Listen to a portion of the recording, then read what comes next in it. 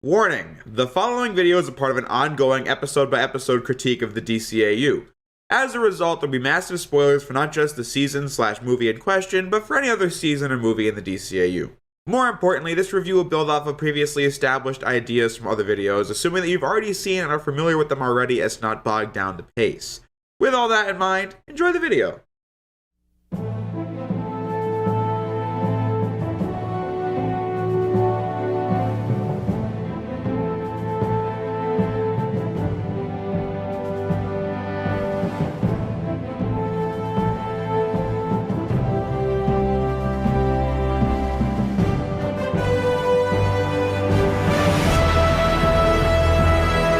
I oftentimes overuse the phrase, I can't believe X or Y is finally happening, but seriously, it's spring of 2019 and we're finally back to the DC Animated Universe Retrospective to tackle the 26 episodes of Justice League Season 1. This has been the review series I've been looking forward to the absolute most ever since I first started reviewing the DCAU 2 years ago now. To say I have the fondest memories for this series is quite the understatement. This show was my first entrance into geek culture.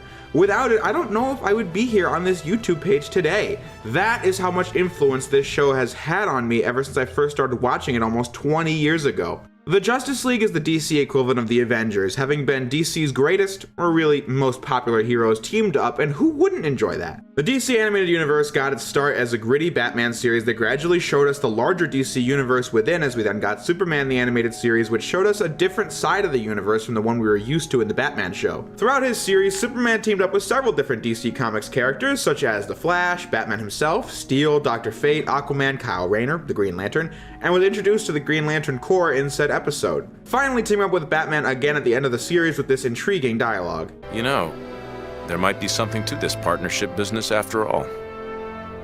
Yeah, right. With this many characters lurking around in the DC Animated Universe, a Justice League show was brewing. Further given credence since TNBA was taken off the air and replaced with Batman Beyond, taking place in the DCAU's future, the last season of which showed us a Justice League group, meaning that it had to exist sometime between the end of Superman the Animated Series and the start of Beyond. And on November 17th, 2001, Justice League debuted on Cartoon Network to fill in the gap. It was a challenge already to make 4 main characters interesting during the run of the new Batman adventures, but Justice League touted 7 heroes in one show. A daunting task for any group of writers, but they of course pulled it off. Personally speaking, when it comes to the first season of Justice League, my last viewing of it was back in 2014, and I came out of this season with some mixed to positive feelings, as it didn't quite feel as good as the later Batman and Superman seasons, and a big reason for this was because talent that worked on Batman, Superman, and Beyond, such as Paul Dini and Alan Burnett, had sparingly worked on Justice League, having spent the last 10 years doing these shows, which is understandable, but put Justice League's first season at a bit of a disadvantage. Despite how much I've overlooked this season in the past, I could not be more enthused to come back to this season and see if I was right to think that, or if I could find a new appreciation for it. I can tell you already that I cannot wait to get to the second season of Justice League and the seasons of JLU that came after it. And to prepare for this very moment, when I first started reviewing BTAS, I didn't actually own all of the DCAU seasons. Over that summer before the Batman Season 2 review, I had gotten the stuff I was missing from my inevitable videos on them, which included the Blu-ray releases of all the Justice League seasons. Thank goodness, no more ugly DVD quality. We can have the show in crisp, clean HD as the pure digital art of this show can shine brighter than ever before. You might be wondering why I decided to review this show right after Superman when Justice League and Justice League Unlimited were the last DCAU shows ever made, and if I was going in production order, it would make the most sense to review Batman Beyond at this point, and to that, I agree. But I have wanted to talk about my love of this series for so long now, and since I haven't actually seen the full series of Beyond past the first season and some highlights from the second and third, I figured it would just make the most sense to do the show that took place after STAS, after I reviewed STAS. So I see no better way to start this review than by talking about the intro. I love all the DCAU intros, but I don't think a single one can compare to the pure bliss I feel whenever I see this one. It starts in the darkness, but out of that darkness comes 7 silhouettes shining brightly alongside an epic piece that captures the moment beautifully as the characters come to form the title of the show. The way the music rises and goes quickly, but then slows down, like when Batman throws the Batarang at the screen, Wonder Woman blocks some bullets, but then Green Lantern charges his ring, ready for action, and it fits so well, as this is an epic series that will have fast-paced action, but will also take it slower for more character growth as the intro ends on a shot of our heroes on a cliffside. An absolutely brilliant opening for the series. The only issue I can even bring up is that the CG models of the characters are pretty dated, but much like the Phantasm opening, I like how the models are always in shadows to heighten the mystery and to hide the low quality. Except when the sparks bounce off of Wonder Woman's bracelets, then you can tell clear as day. However, Justice League sparingly uses CGI in its actual animation, which is nice since CGI was being mixed with traditional animation a lot in this time to cut costs, and the team behind this show didn't do it very often. What's really important to mention when starting Justice League is that the show adopts a new formula for the episodes that I think is a net positive. In my review of Superman Season 2, and from what I've seen from Batman Beyond Season 2, is that many episodes suffer from having great plot lines and moments, but being held back by the 22-minute time limit for the story, leading to a rushed ending. On the whole, the seasons I've looked at haven't suffered from that too much, but what is undeniable is that many of BTAS and STAS's best episodes were the ones that ran for 2 parts, like Robin's Reckoning or Apocalypse Now. Every episode of Justice League, except for one, is a 2-part or 3-part episode, meaning the writers can get everything out of the story concepts, and I am absolutely on board with this. To start the series, we have a 3-part event, much like the start of Superman. If you're keeping track, we've only seen 2 3-part episodes before this, The Last Son of Krypton and World's Finest. I put 3-part episodes on a higher pedestal than single or even 2-part episodes since there's only 5 of them in the DCAU. And with that much screen time, you'd want it to be a cut above the rest. The Last Son of Krypton is quite literally a perfect episode, so one can only hope the opening of Justice League can match up.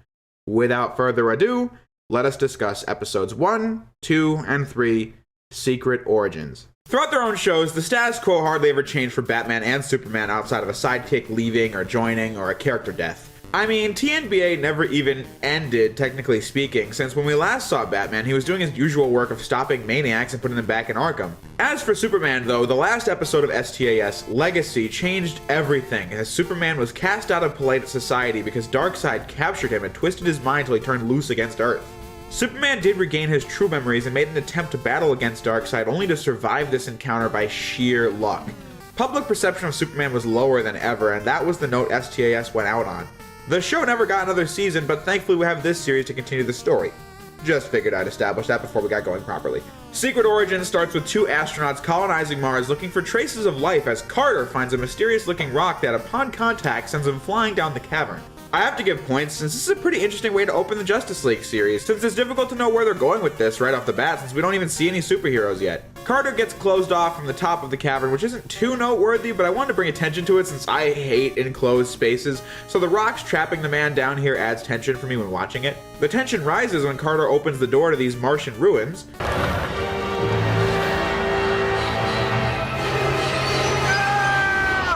And after the intro, you'd think Carter died from that, but 2 years pass as the scene is centered on Batman sneaking into the Wayne Tech substation in Metropolis. The seemingly normal staff show strength far beyond a human level as they pull alien tech out of the wall and place it inside a satellite. I doubt that modification's legal. Should have stuck to your desk jobs. I love this man. Batman is back in the limelight with witty lines and a brand new costume. Batman's costume has changed numerous times in the DCAU. Now he has heels on his boots and an upgraded utility belt. But from a cosmetic stance, the spikes on the gloves are even longer than before, as are the ears on his mask, with the most striking difference in the TNBA costume being the blue highlights on the cape as opposed to the gray from his last suit and similar versions of it. The Batsuit chronology starts getting awkward in Justice League as we know he had a pre-animated series costume seen in every BTAS era flashback, then the costume he wore during Batman the Animated Series, and then the new Batman Adventures, old wounds and mad love flashbacks notwithstanding. The fact that the Justice League costume never appears outside of the Justice League show and its affiliated comics and appearances, when the TNBA suit is still in use when Batman is not with the League in this time period, has led folks to believe that the Justice League costume is not canon, since from a production standpoint, this suit was created to match the bright colors of the other League members. It can't be something he only wears on League missions, since he already has it at the start of Secret Origins when the League never existed to begin with. Superman's costume is basically the same design, although his has been brightened up as well, so it'd only be consistent to do it for both. Pardon my French, but Batman gets his ass kicked by these guys, confirming that they can't possibly be human. Part 1 is actually my favorite part of Secret Origins, as the mystery of what's actually going on is at its height. Need a hand? Yes, what is that? So yeah, Superman is back. Like I said, his costume has been brightened up as well, but the more pressing concern is his face. Superman just had the perfect look as both Clark Kent and Superman back in his show, but here he just looks awful every single time he's on screen in this season. They put cheekbone marks on the side of his face as well as bags under his eyes, which just makes him look really old and unappealing when a Superman in his prime should be anything but. The way he's characterized in this season is also an issue, but we'll put a pin in that for now. Superman is dazed by a series of strange images, and that's another thing about Secret Origins that I love that makes it stand out from the rest of this show and the rest of the DCAU. Another example being these aliens who just beat the crap out of Batman and Superman getting away, but before they do, the explosion leaves them all twisted together as they quickly reshape themselves back to normal. Batman claims that deep space monitoring networks have been going down en masse recently and that no group has claimed responsibility.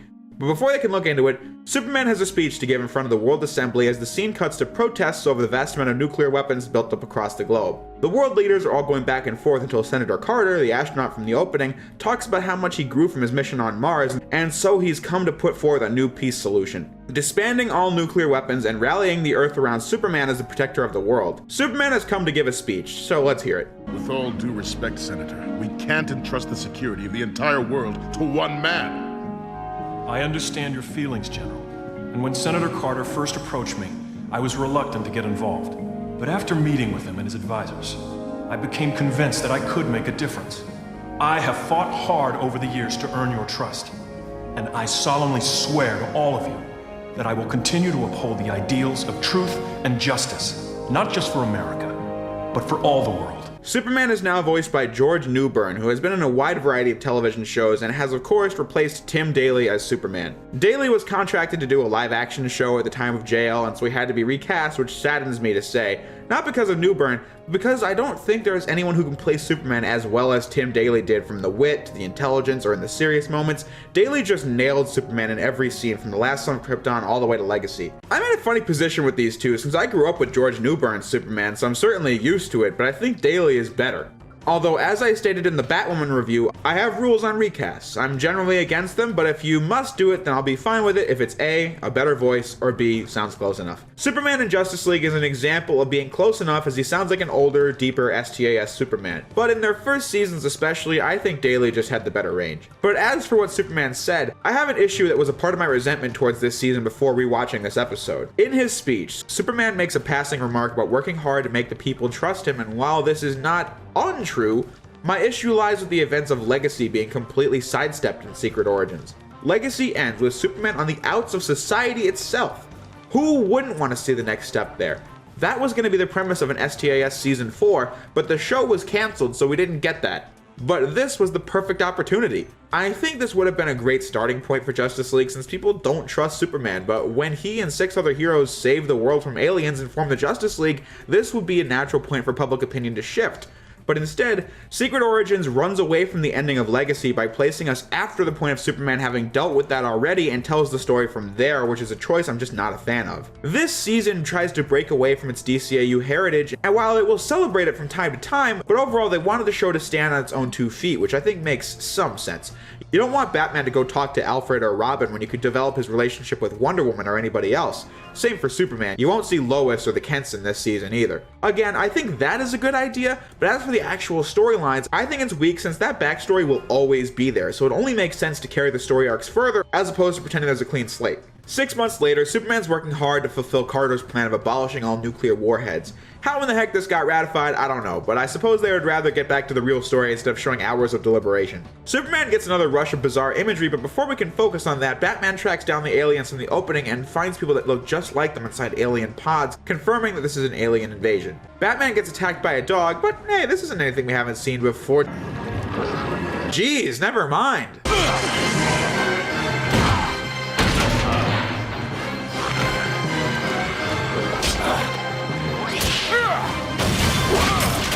Shape-shifting aliens isn't something you, the viewer, haven't seen before, but it still comes as a startling moment as this is our first look at the aliens, and like I said before, Secret Origins is at its best when the mystery is high. Superman just barely gets Batman out in time to find a medic.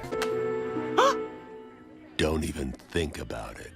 But at the same time, a meteor crashes and out comes a giant alien that's completely immune to bullets and tank fire, and what do you know? All the nukes were just dismantled and the deep space monitoring networks were destroyed as well by the aliens posing as humans. The scale of the conflict is done really well in this scene as the one alien is blowing up buildings and beating the military, and you can already tell that the world doesn't just need Superman since he's having trouble with just one of these things, and Batman's missiles are barely putting a dent in it as well. This season will overuse that effect, but in the first episode I think it makes a lot of sense for Superman to struggle here here since the carnage that took 40 minutes of Apocalypse Now to reach is happening within part 1 of Secret Origins, as more of these same alien meteors are popping up all over the city and the rest of the globe.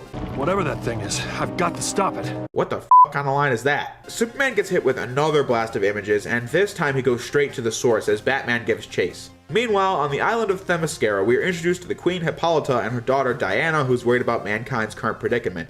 But the Queen isn't concerned as they are an isolated world protected by the gods. It's a pretty brief moment, so there isn't much to analyze there, but the story progresses as Batman tracks down Superman at a military base, finding countless alien pods holding people, but more importantly, Superman breaks his way into a room holding a Martian hostage and sets him free. The Martian is responsible for the images Superman was seeing since he was calling for help, and of course, Superman would be trusting of someone like this, but Batman would be more pessimistic, and he's just on point in this scene.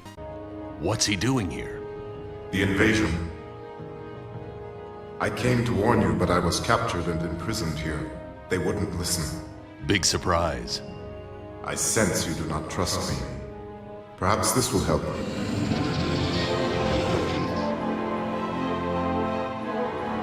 I am Jean Jones.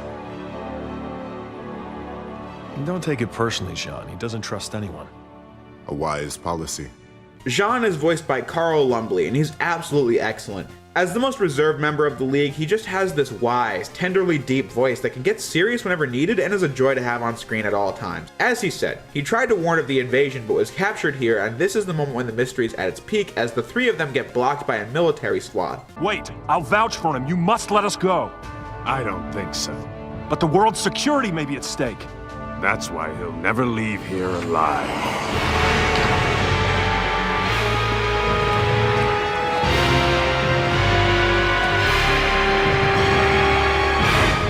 That is great imagery and suspense. I mean, who can you trust at this point since the aliens have taken over a significant portion of the army? Ending part 1 of Secret Origins, which again is my favorite part of the episode. The writing takes a bit of a dip in part 2 as Diana steals the Wonder Woman gear to help man's world in this conflict. Batman, Superman, and Jean get flanked by the aliens as they have an entire fleet of ships to chase them down, with Batman getting shot out of the sky and is saved by Green Lantern. Not Kyle Rayner, but John Stewart, as Hawkgirl appears to help as well. Jean has many powers like his already demonstrated ability to telepathically communicate and read minds, but he can also fly, has super strength, and can phase through solid objects. Poor Batman, he has no power, so he's useless here. We have seen what Green Lanterns can do, and Hawkgirl can fly as the name suggests, and she does massive damage with her electric mace, as well as possessing super strength of her own. Diana makes her debut as Wonder Woman here to save Hawkgirl from enemy fire as she can fly, has super strength, can block any bullets with her bracelets, and has a lasso, with the Flash appearing at the end of the battle, and he of course has super speed. This battle seems pretty good as it demonstrates the abilities that all the new characters possess while leaving room for the rest of the story to keep expanding on that. But I just can't get over how contrived the Justice League forming feels. Superman has been working on this nuclear disarmament plan, so I'm sure his name would have come up at the military base, and that is why Jean reaching out to him would make sense to me, and Batman just followed Superman here. Jean telepathically called the rest of these heroes here as well, but I have a problem with that since why this exact group? We have seen so many heroes in this universe already, so why does Dr. Fate not fly in, or Steel? Also, why does Kyle Rayner not show up? I don't have a problem with this lineup of characters, but the episode does not try to explain that. After the battle is done is when Jean explains that he called all of them here. It was lucky you showed up when you did. No, not luck. I telepathically summoned them. But how would he have known all of them? Evidently, Batman already knows who Hawkgirl is. Hawkgirl? What's she doing here? But how would Jean know? Maybe he searched Batman or Superman's minds for other heroes to help out, or maybe he just called anyone he could. Even worse for Wonder Woman, since this is her first appearance doing any kind of superheroics. It just feels like a contrived way to move the story along with the 7 characters present without having to build it up properly. Which just feels like a slap in the face as we've seen this universe gradually expand over the course of years. Ciel is voiced by Phil Lamar, a great actor with wide range as he pulls off the hardened space cop voice with ease. Maria Canals as Hawkgirl compliments him really well as the bad cop of the team while also shedding her tough exterior as the series goes on. Michael Rosenbaum is the Flash's new voice, and he fits into the first rule of recasts. This is just a much better voice since this is the Flash's real actor as opposed to getting a guy to play him for one episode. He just fits the character's carefree attitude beautifully. He does develop into the role as we go as he's a bit awkward towards the start of the season, but not as much as Wonder Woman, voiced by Susan Eisenberg, who will become great in the role, but in Secret Origins especially, she seems to have a really hard time balancing Wonder Woman's role of warrior and princess at the same time. With the cast established, time for some backstory. About 1,000 years ago on Mars, it was a peaceful and prosperous world at its height of development, and then the aliens currently on Earth had attacked Mars, with battles being waged for hundreds of years as the aliens absorbed the Martian's shape-changing ability, which explains why they used it earlier in the episode. The great civilization of Mars is completely destroyed, which created the wasteland we saw at the beginning of the story, which wouldn't raise any red flags for viewers since Mars just looks like what you'd expect it to at the beginning. But anyway, the remaining Martians left led one last desperate attack at the alien citadel using a powerful nerve gas that the Martians realized was the only weakness the aliens had. However, the other Martians aside from Jean had died in the battle. As the last Martian standing, Jean sealed off the aliens in the frozen state as he would stand guard over his ruined world. That was until the astronauts from the start of the story set the aliens free, causing Jean to try and help Earth, only leading to his capture because the aliens were already there. Back in the city, the aliens have set up factories that project dark clouds over the sky as they want to blot out the sun since they're nocturnal creatures. It's short-lived, but at the end of the scene, we're given a good demonstration of these characters bouncing off one another as GL is dismissive of Wonder Woman's battle experience and Superman tries to mediate the issue. We'll have to take out those factories. Lady, this is no job for amateurs. We Amazons are warriors born. Want to test me? Let's not fight among ourselves. While Flash lightens the mood. Dibs on the Amazon. You are no fun. This isn't supposed to be fun. It's at this point when Secret Origins kinda starts losing me. You might have noticed that I keep referring to the aliens as the aliens. That is because I don't know what their race is or where they come from. Their leader is called the Imperium, but these squishy guys don't have a name or anything like that. This also means that they don't have a motivation. These aliens have come to take over the Earth because they're evil and they want to. What more reason do you need? I just think it's really weak writing, and I'm not just saying this out of hindsight for later Justice League seasons. Just compare this to the invasion of Earth in Apocalypse Now, when 2 seasons had built up to Darkseid's grand voyage to Earth. Darkseid was not a character rich in depth, I'm aware, but he was the perfect example of a villain you aren't meant to relate to, as he's just got no redeeming qualities. But we know that he seeks the anti-life equation in an attempt to spread as much misery as possible. It's not complicated, but it gives us a reason as to why Darkseid fights so relentlessly in his quest as he leaves destruction everywhere he goes. Meanwhile, the aliens in Secret Origins just don't have that, making them villains you don't care to see beaten because they're all henchmen and not villains. This is such an issue because we're just at the middle of part 2 of this 3-part episode and all the cards are on the table. The mystery element from part 1 is gone, so the episode just feels dry from this point, and as the 3 teams each break into the factories with numerous complications coming from that. This is a great moment for Hawkgirl, but Superman kinda sounds like an oaf. Stay back! I'll...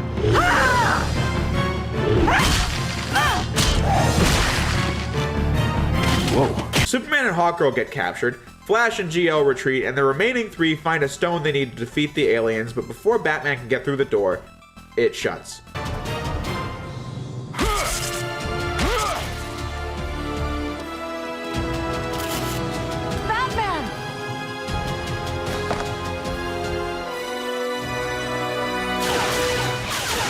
Are you serious? That's how part 2 of Secret Origins ends, and that ending is just really lame. I'll expand upon this in the next video, but for right now, I'm just going to say that character deaths that you know won't be permanent are actually okay if that character's temporary death is worth exploring.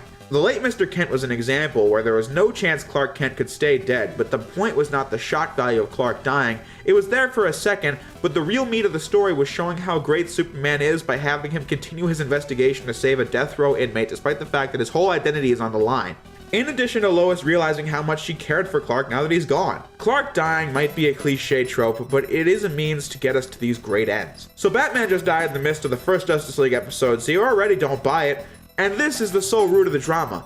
There's no bigger picture from this cliche moment, which means that we're just left with a cliche moment to end part 2 on. Part 3 begins as the situation is grimmer than ever as anarchy rules the streets and the Imperium, the alien leader, is coming to Earth. The remaining heroes lead a desperate strike on the main base to rescue Superman and Hawkgirl and stop the aliens, but this is a trap as everyone else is captured. Before the Imperium arrives, it turns out that Carter was one of the aliens all along. The real Carter never came back from his mission on Mars. This alien Carter was just using his political position to use Superman to destroy the nukes on Earth, which is a well done plot twist, I must say. The Imperium then arrives and is a giant jellyfish looking thing. But anyway, the height of weird looking imagery in this whole episode has got to be the Imperium trying to kill Jean.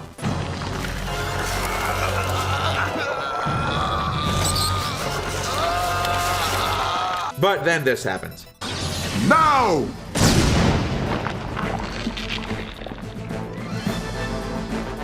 Batman? It can't be.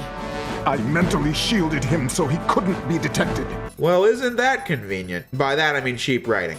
As I said, Batman's death does not actually contribute to anything other than shock value, but it failed at that, and now he's back because Jean mentally shielded him so he could not be detected. If so, why didn't he just say that to everybody else so they all knew what the plan was? In fact, the plan wasn't even to get caught and put in front of the Imperium anyway. They tried to rescue Superman and Hawkgirl, but this was a ruse. Unless Jean wanted them to think that, so this could happen? The more I sit here and think about it, the less sense this makes, as Batman reverses the ion charge to make the beams that were blotting out the sun instead destroy the dark clouds. That is because the aliens are not just nocturnal, they can't survive in the sun as they come from the depths of space. This was foreshadowed in part 2 when Batman observed that the aliens carefully avoided the sun patches left from Wonder Woman breaking through the wall. Despite the rocky road here, I really like this ending. It might be weird to say, but it's just seeing these 7 characters I love so much wrecking the aliens as a team for the first time just brings a smile to my face. And there are some great moments, like with Jean and the Imperium. No! You live underground and shun the light. Why? Does it burn your pale, putrid skin? It's odd that the big ship doesn't get destroyed. They get away to never return, but hey, the Imperium and the alien slaves are dead, and the Justice League has won. In the coming weeks, the heroes stamp out the remaining aliens and save Earth, but General Wells makes a good point. We got lucky this time. What will we do if the invaders ever return?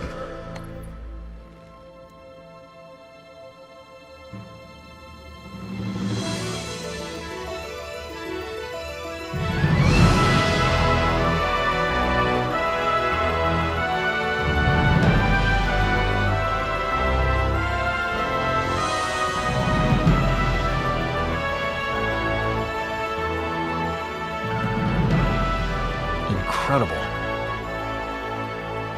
Do your stockholders know about this, Bruce? A line item hidden in the aerospace R&D budget. This watchtower will act as an early warning system for detecting other threats of invasion from space. So the watchtower is established, and with that, Superman gives a really good speech to close out the episode. I once thought I could protect the world by myself, but I was wrong. Working together, we saved the planet. And I believe that if we stayed together as a team, we would be a force that could truly work for the ideals of peace and justice. What? Like a bunch of super friends? More like a Justice League. In the Batman Beyond episode, The Call, it was established that Bruce Wayne's Batman never actually joined the original Justice League, and the writers remembered that and set it up here. What about you, Batman? I'm not really a people person, but when you need help, and you will, call me. Understood. Last is Jean, and his dialogue with Superman's also great. Are you all right? My family and loved ones are long gone. I am the last of my kind. I know the feeling. Now, Mars is dead, and I am alone in the universe. Jean, we can never replace the family you've lost, but we'd be honored if you could learn to call Earth your home. That's going to be a setup for Jean's character in this series. The Loner, as Superman can relate to having lost a planet and family, however Superman at least looks like a human and had the Kents and his friends to heal that wound. But Jean doesn't have that, but for now he joins the League, ending Secret Origins. Come on.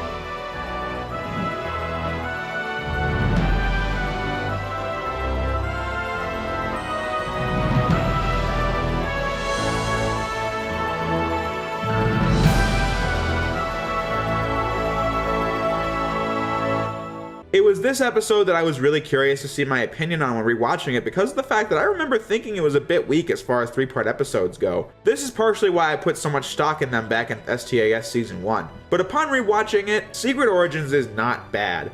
I was both right and wrong remembering it as being weak. The episode is well above watchable and has so many great moments to speak of, but on the flip side, there are a lot of aspects of Secret Origins that are weak, like skimming over the Legacy ending, the Justice League's meeting, the whole situation with Batman's death, and the really boring antagonists. And while this is a small list of issues, these are 4 things that really hold the episode back from being anything more than pretty good, pretty alright. I love the ending, but the story loses a lot of steam in part 2 up until the ending, which is just how I feel about it. Compare this to The Last Son of Krypton, for example, and you'll see the difference.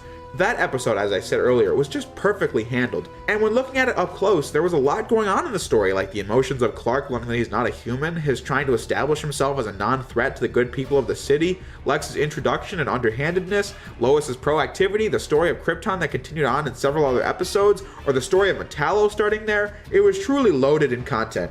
Secret Origins just feels really rudimentary by comparison. The Last Son of Krypton stands on its own 2 feet pretty well without the series that followed it as a definitive take on Superman's origin story, but Secret Origins is a complete story, but on its own merits it just feels like a setup for the series, and for that it does its job, but not in a great way. World's Finest was also not perfect, but I think that episode has the edge to Secret Origins since it was still a fantastic romp with our favorite characters meeting, besides the Lois love triangle. So on that note, Secret Origins is the weakest 3-part episode in the DCAU thus far. We have one more this season and another in the next, so we'll see how they fare. I don't have anything else to add on this episode though. It's a good watch, but it's really flawed. So let's move on to episodes 4 and 5 in Blackest Night.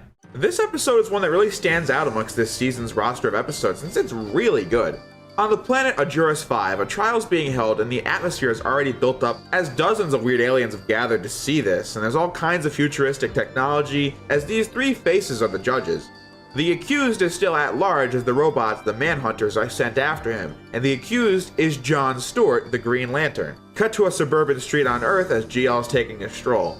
John Stewart does not hide his identity as a Green Lantern since he doesn't even think he needs to, and because of that he can just stop a robbery in the middle of the street. I really like this slice of life here as John meets his old high school teacher and his grandson playing basketball. He sees people getting excited over sports on TV.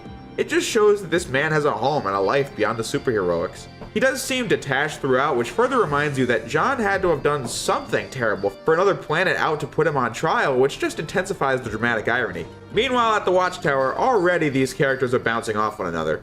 Is there a Hawk Boy?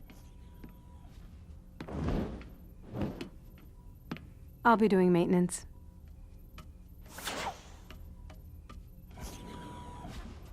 What? Don't you ever get lonely? More than you could imagine. Until the Manhunters arrive on Earth as the League heads into action. This scene of Jean and Hawkgirl in the jet called the Javelin also establishes an important fact.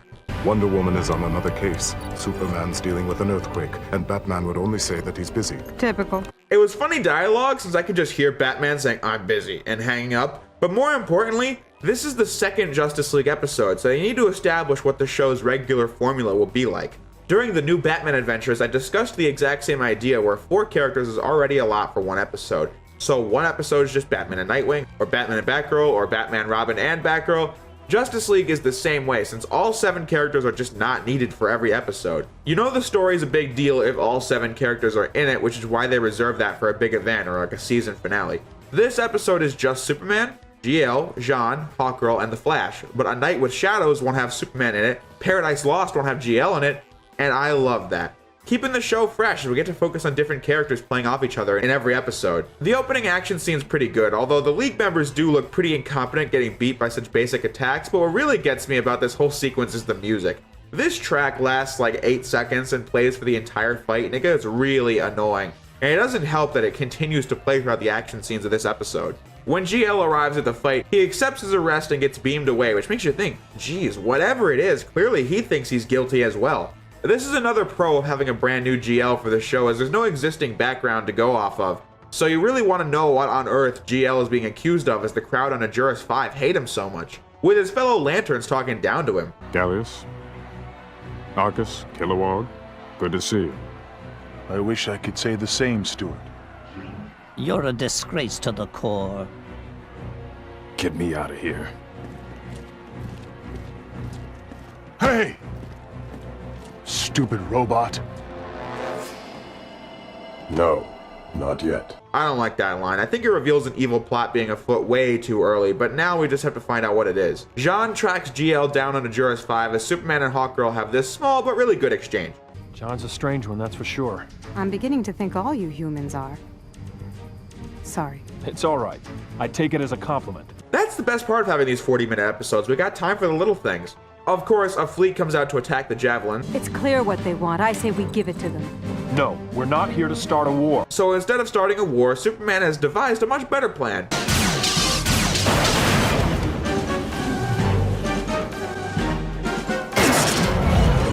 writing. But Flash does provide some good comic relief. Well, they say any landing you walk away from is I can't stress how much suspense is built into the trial here. The prosecution is just piling on GL. The JL joins the gallery as the prosecution calls a witness a space pirate called Kanjaro. The need for cross-examination and questioning witness reliability are eliminated since the witness's memories are probed and the moment of the crime is displayed on the screen for all to see. So accurate that a criminal can testify with no questions asked. So let's hear the testimony. I figured he was going to try to stop me, so I shot first.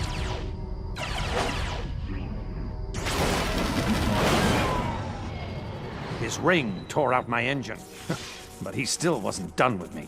He wanted to know if I was working with anyone. I told him to turn around, see for himself. He tried to shoot my friends, but his beam bounced off their deflector shield and shot toward the Joris 4.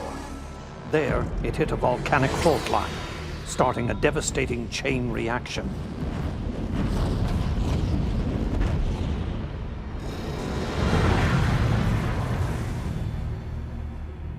$3 billion. That's how many were on that planet. I completely forgot the plot of this episode, so I was shocked when I saw that. GL accidentally annihilated an entire planet with 3 billion lives left on it. Is GL gonna get out of this by the end of the episode? Sure. But now that we know what he's charged with and saw the evidence, it adds to his character. Once again, let's talk about Batman dying in Secret Origins, for example. It just felt like a plot contrivance to move the story along without Batman being captured by the Imperium in the climax since he was the one to rescue everyone. As I said when GL first arrived in Ajuris 5, we don't know anything about him before this episode. We know from In Brightest Day that the Green Lantern Corps only takes people with will and moral character to follow their code. GL blowing up Ajuris 4 by accident could very well be true, and that would just be baggage his character would carry as he still tries to do his job anyway. And that's pretty feasible, unlike Batman's fate in Secret Origins where it just feels cheap. I told you to stay out of this. That scum's an obvious liar. Give me 5 minutes alone with him, I'll get the truth. Hawkgirl, Flash, all of you, listen to me. Nobody's lying. Do you see that? I did it. I'm guilty. So the setup for part 2 is Superman and Jean investigating the remains of Ajuris 4 as Flash and Hawkgirl have to buy them some time in court, as GL certainly isn't going to. Listen to me. With something this important, you've got to hear both sides. Flash, I told you not to get involved. They're railroading you, pal. Hey! Wait. This being may have a point.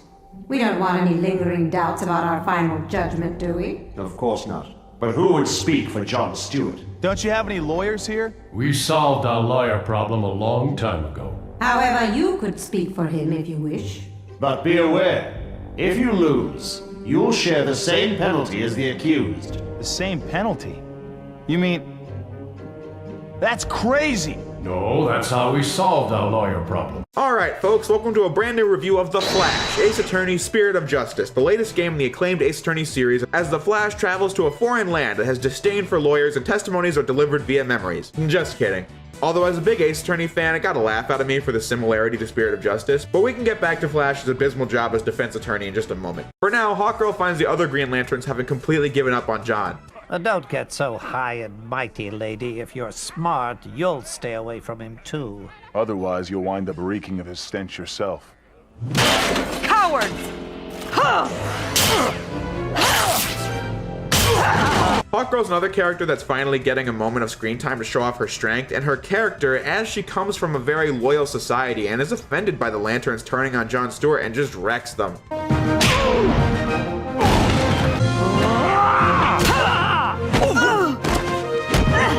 Great scene, as I can't wait to see more of Hawkgirl. But once the Lantern, Kilowog, is convinced to help John, Hawkgirl notices Kanjaro talking to one of the Manhunters, and as a space cop herself, her instincts already gave her the feeling to not trust him. But now she has suspicious behavior backing her distrust. Have you asked yourself why this rush to judgment? If the ring wasn't lit, you must have quit.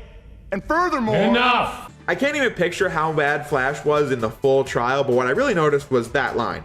"If the ring wasn't lit, then you must have quit." Clearly the team making the DCAU thought that line from the O.J. Simpson trial was really funny, because this is the third reference to it, although this being the most direct. During TNBA's Joker's Millions, the lawyer towards the beginning said, "If a man's filled with glee, that man must go free." Also during TNBA's Over the Edge, the same lawyer came back to say, "If the bat's on a spree, Wayne must pay the fee." Nothing deep about that, but it's just kind of a funny gag recurring in the DCAU. Back to Superman and Jean. This scene is really well done. Superman in this season misses way more often than he hits, but here he makes a great deduction.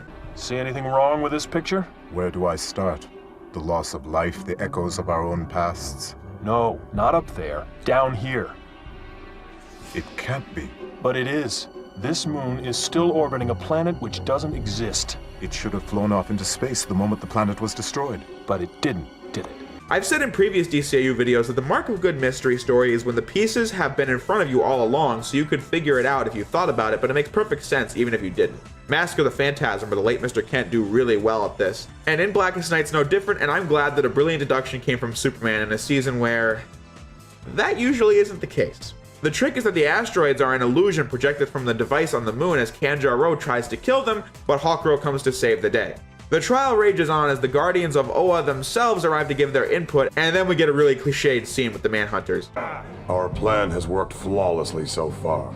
We've sown dissension among the Lantern Corps and stained their reputation forever. But beyond that, we've succeeded in luring the leaders of our most hated enemy away from their home planet of Oa. Yes, they're here. Do these guys not know their own plan? Things get really intense as GL gets the guilty verdict as he and Flash get put in the gas chamber until Superman arrives with the evidence of GL's innocence. Phil Lamar gives a really passionate delivery of the next line. It was all an illusion. A frame-up, as they say on my planet. You!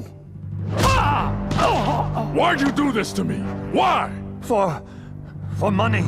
Whose money? The Manhunters. The backstory is that the Guardians of Oa created the Manhunter bots to keep the peace in the galaxy. However, the Guardians later replaced them with the Lantern Corps as they would add a layer of humanity to the job. The Manhunters have been plotting their revenge ever since as they lead an assault on Oa. I don't know why the League members couldn't defeat a small squad of Manhunters, but now they can take on an army, but GL did stop them at the beginning, but they got their butts kicked even still. Otherwise, the battle scene's pretty unremarkable. The lead Manhunter absorbs the energy that powers Oa, the Guardians, and all the Lantern Rings and turns into a monster as GL gives the famous oath to close out the episode. And Phil Lamar kills it here too. In brightest day, in blackest night, no evil shall escape my sight.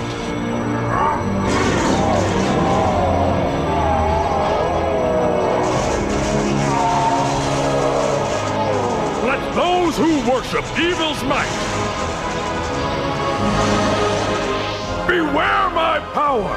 Green Lantern's light! On that note, GL realizes that he has been a Lantern much longer than a Leaguer, but in this moment when he doubted his own innocence, his fellow Lanterns turned their backs on him, yet the Justice League was still there doing their best, trying to save him, even when he didn't believe it himself.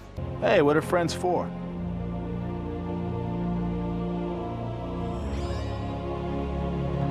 Let's go home.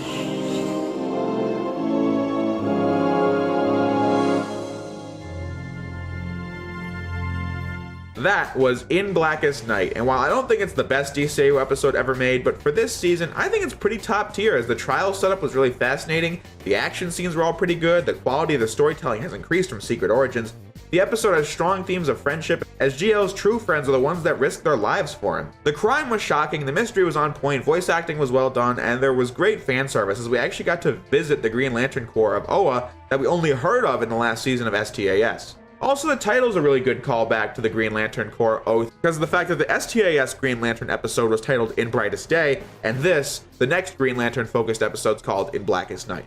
Not an all-time classic, but I think it's a really great example of a really damn good episode that checks off all the boxes you would need for a good episode that I would gladly rewatch. And for the second Justice League episode, I think it's a great job done. So let us continue that trend with episodes 6 and 7, The Enemy Below. The United States Navy submarine is exploring the ocean as an unidentified craft approaches and repeatedly crashes into the submarine. The way the enemy ship is revealed is pretty cool as we first see it in the distance, obscuring its size in comparison to the submarine, but then it scrapes past the submarine and vastly overpowers it in a very Star Wars-esque kind of shot. The enemy is Atlantis, and Aquaman is leading the charge to destroy the ship. Superman, Wonder Woman, and GL lead a rescue as the Atlanteans fire back. The pacing is really good in the opening of this episode, as thanks to GL's piloting skills, they dodge the one ship as more arrive on the scene. This is small when watching the show, but when scrubbing through the footage for topics, I like how it's evident how much more Superman can do with the other heroes regularly helping him. While GL blasts a laser through the Atlantis ships, Superman and Wonder Woman can get on opposite ships and push them into one another. It's small, but adds a lot. Aquaman lets the League rescue the crew, and now is a good time to mention how this episode, much like Secret Origins, doesn't acknowledge Superman and Aquaman meeting just recently at the end of Superman Season 3. When going into this episode, I plan on criticizing this like I did in Secret Origins, however, unlike that episode, I don't feel like the events of a fish story are very important for the story of the enemy below. The only thing that does is demonstrated through actions rather than words. At the end of that episode, Aquaman tells Superman this. Tell the surface dwellers to respect the sovereignty of my seas, or we'll return and finish what we've started. And by attacking the submarine, Aquaman's resolve is being demonstrated. I also really like the new effects they have over the scenes in the ocean. It was most clear when rewatching the climax of a fish story again. Before taking off, Superman makes a great point to Aquaman. You know, all this could have been avoided. How? Come and air your grievances at the World Assembly. Negotiate for peace. You'd have me crawl to them like some beggar? No. Stand before them like a king. In the last episode, we were given cool fan service as we actually got to see Oa, and this episode actually does the same thing as the next scene takes place in Atlantis, as this will be one of the main settings of this episode. With one more episode this season expanding upon DCAU history only lightly mentioned before. In Atlantis, General Brack is ready to strike the humans, but Aquaman tears him down as Lord Orm establishes himself as Aquaman's second in command. As Mera, the Queen of Atlantis, walks in with their young son. Up to this point, Aquaman has been portrayed as merciless, but this scene with his family is important because it humanizes the man and makes his actions more relatable. Mera, what kind of future am I making for our son? Whatever you decide, I'm sure it will be the right choice. Your hands are strong and noble. I would gladly place my fate in them.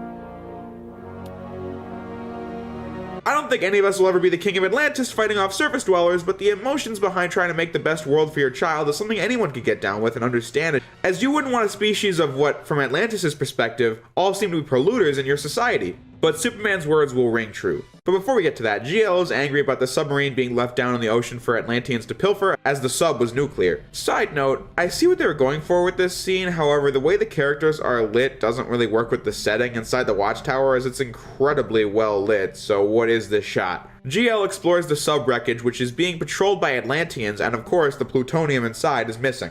Aquaman goes to the surface to meet with the World Assembly, and he's quite literally a fish out of water.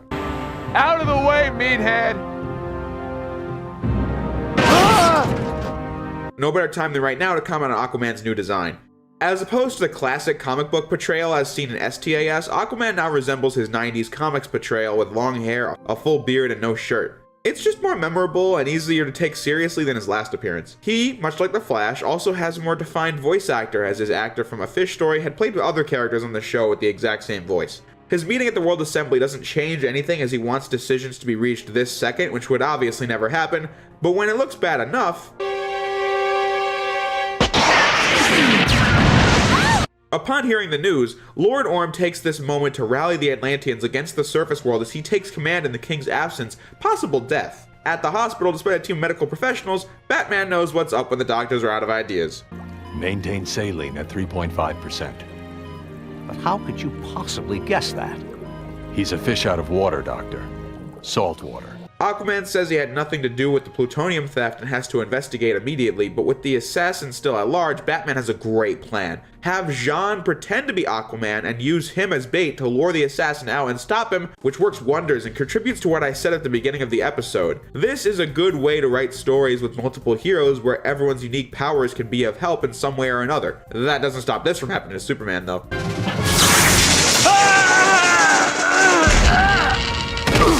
This chase scene has the same flaw as the opening battle from the previous episode, where the same music goes on forever and loops so quickly, but the scene ends with this great interaction. I'll take it from here. You can't scare me, Batman. Let me give you one word of advice. Okay, I'll tell. What did he say? You don't want to know. A traitor from Atlantis was the one who paid Deadshot to try and kill Aquaman, who despite the wishes of the JL, has gone back to Atlantis, only to find Orm in total control of his kingdom, about to wage war against the surface dwellers. Orm! What treason is this? No treason, brother. I thought you were... Dead? That's no reason to plunge Atlantis into a foolhardy war. I left specific orders. I'm only doing what you never had the courage to do. Enough! I'll hear no more. Arrest the traitor!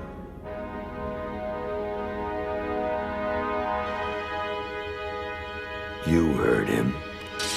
Part 2 picks up right after as Aquaman tries to fight back but is captured and taken away as Mera wonders what's going on. From this point on, the episode becomes near biblical in the way the story is structured, and it's wonderfully cinematic as Orm tells Mera that he's placed her son in his protection. I've already taken the precaution of placing him under my protection.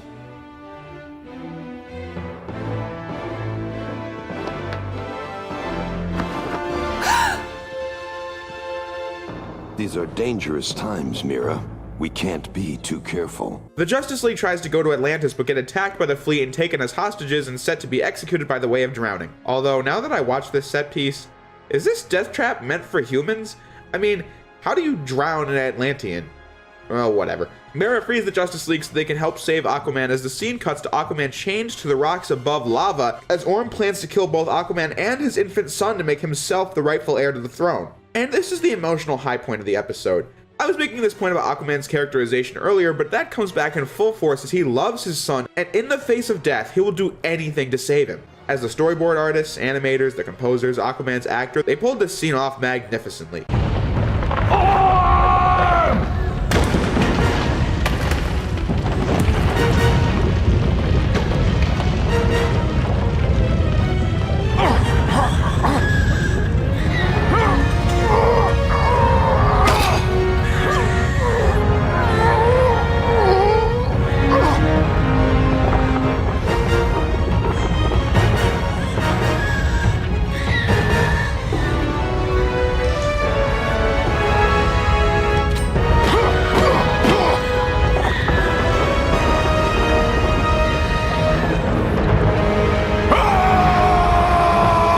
You perfectly relate to Aquaman struggling here as it's a larger-than-life concept, but close to home emotionally. To think some folks believe Aquaman is a character you can't take seriously because of controlling fish and such, I find it just as silly as any other comic book character on a conceptual level. But in a story like this, he's a fleshed-out character and I love it. Although there is one thing I should address. Sometimes in this season, characters will come in from off-screen, but there's a part of the screen that they just go past. I think this is because the Blu-ray release is the wider aspect ratio of any version of this season, and so things like this that you wouldn't see on a CRT are here on full display. However, that doesn't excuse it since it's really noticeable, really like all the animation errors in the DCAU. But anyway, Aquaman returns to Atlantis with his son safe as well.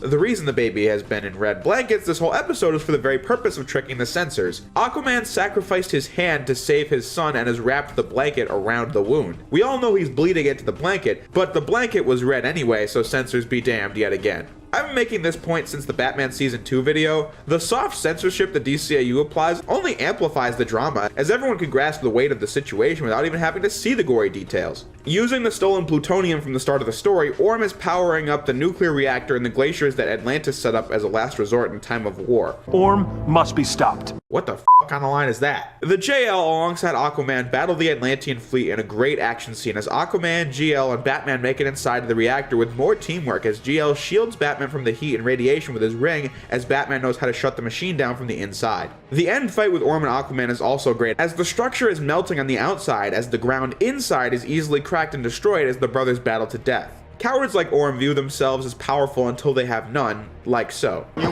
weak and gutless!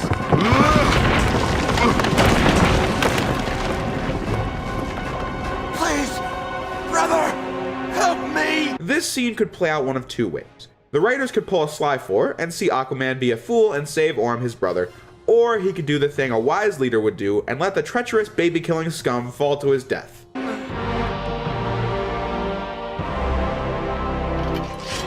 I believe this is mine.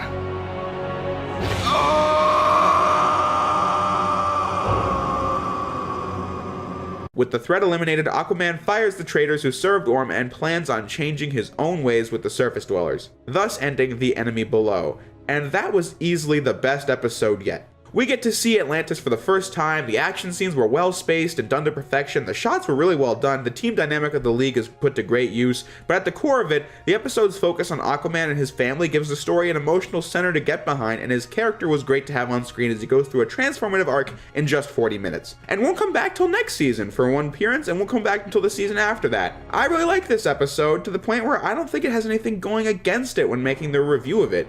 I just found myself watching the episode because I was that into the story, and that is the mark of a great episode. The hits for Justice League Season 1 just keep on coming, so let's see if we can keep that up in episodes 8 and 9 in Justice for All. From the very start of this episode, I'm hooked. We see a pan of Metropolis with LexCorp shining bright green lights. Lex has bested Superman with his kryptonite yet again, as Superman asks Lex how he managed to commit his latest criminal act, and in his hubris, he tells Superman about the plan. How did I get them through customs? A gift here, a bribe there. When money talks, people listen. This would just never happen in an STAS episode, since as I hammered in numerous times, Lex was an obvious criminal, but there was never any evidence to pin him on any of it. Lex also had this kryptonite since his second appearance, so Superman couldn't get close to him if he tried. So the status quo of Lex stayed the same throughout all of Superman, as he appeared less frequently in seasons 2 and 3 because of that. In the last episode, it became really apparent how useful it is to have 7 heroes instead of 1, and honestly, there is no better example of that than this. Sounds like you're going to have company in prison.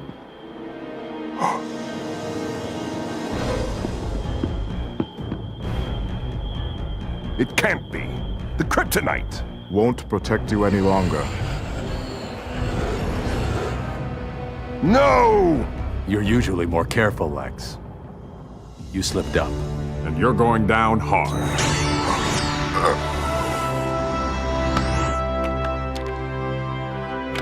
Mission accomplished. Just think about this. In the 4th episode of Justice League, the very thing Superman could never do, take down Lex Luthor's image, has been done. From this point, Lex will never be the corrupt businessman we saw in Superman ever again. He's gonna be a more active villain in the series. But this is not gonna stop Lex from trying to escape, but on the way, he has a seizure and almost crashes the plane before Superman saves him. But this was no ordinary seizure, as the next scene between Superman and Lex shows. Listen. Mr. Luthor, you had a seizure. Has this happened to you before? My tests indicate you have a rare form of blood poisoning. Impossible. Remember that chunk of kryptonite you carried around for years? What about it? Kryptonite only affects you. Actually, we're finding that it can affect humans too, but only if they're exposed over a long period. Lex Luthor is slowly dying from kryptonite poisoning. Of course, his first action is to blame Superman, but it's not his fault. This is your fault. All of it.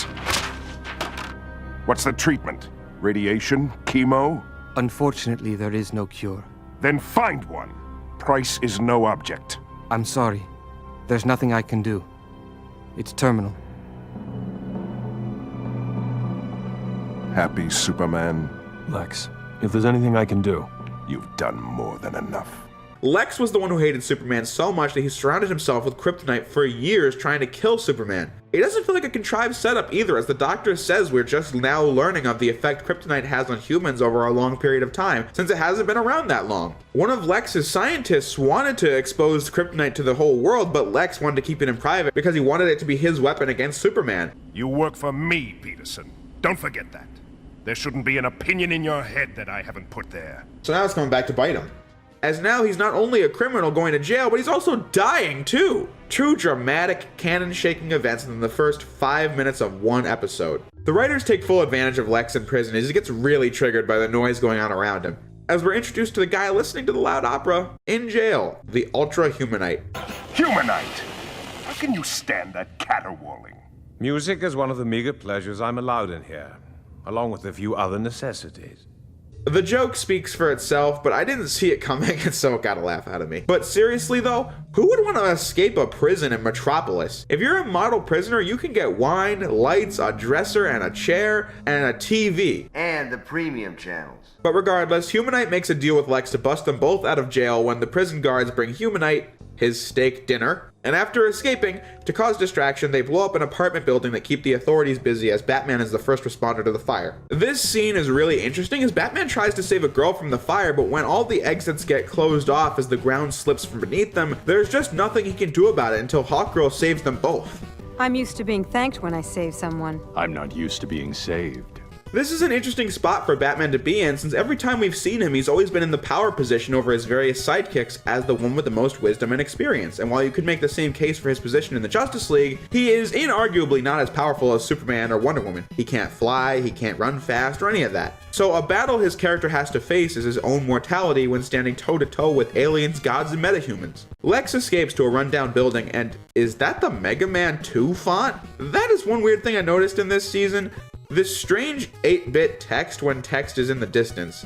I'm telling you, man, nobody knows how to cut time on trifling details like the DCAU team does. Several new villains: Cheetah, a human-feline combination; Copperhead, a human-snake combination; Solomon Grundy, a zombie-like brute; The Shade, a guy who can cast darkness; and Star Sapphire, a woman who can shoot pink lasers out of the gem in her mask, appear at Luthor's place to discuss a job where they'll all be paid to fight alongside him and Humanite against the Justice League. These villains will appear throughout the show, but in their debut episode, they're just villains with powers to fight against the League. Whether they were new characters with these powers or from the comics, it would make no difference as we care about Lex, and the Ultra Humanite has already had plenty of character injected in, but for the likes of Star Sapphire, you can expect next to none. And I had those flames out before the firemen even stepped off their trucks. That's fast. Fastest man alive. Which might explain why you can't get a date. Yeah.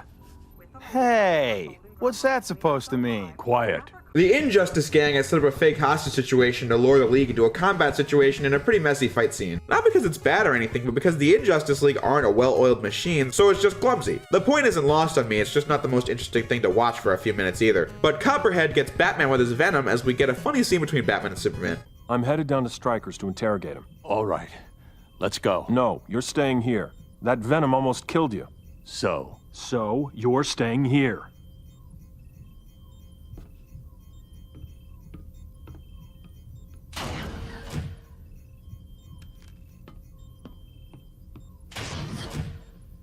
But a more serious scene with Batman and Jean. I know this must be hard for you, feeling vulnerable. You're the only one of us without special powers. But you don't need to prove yourself.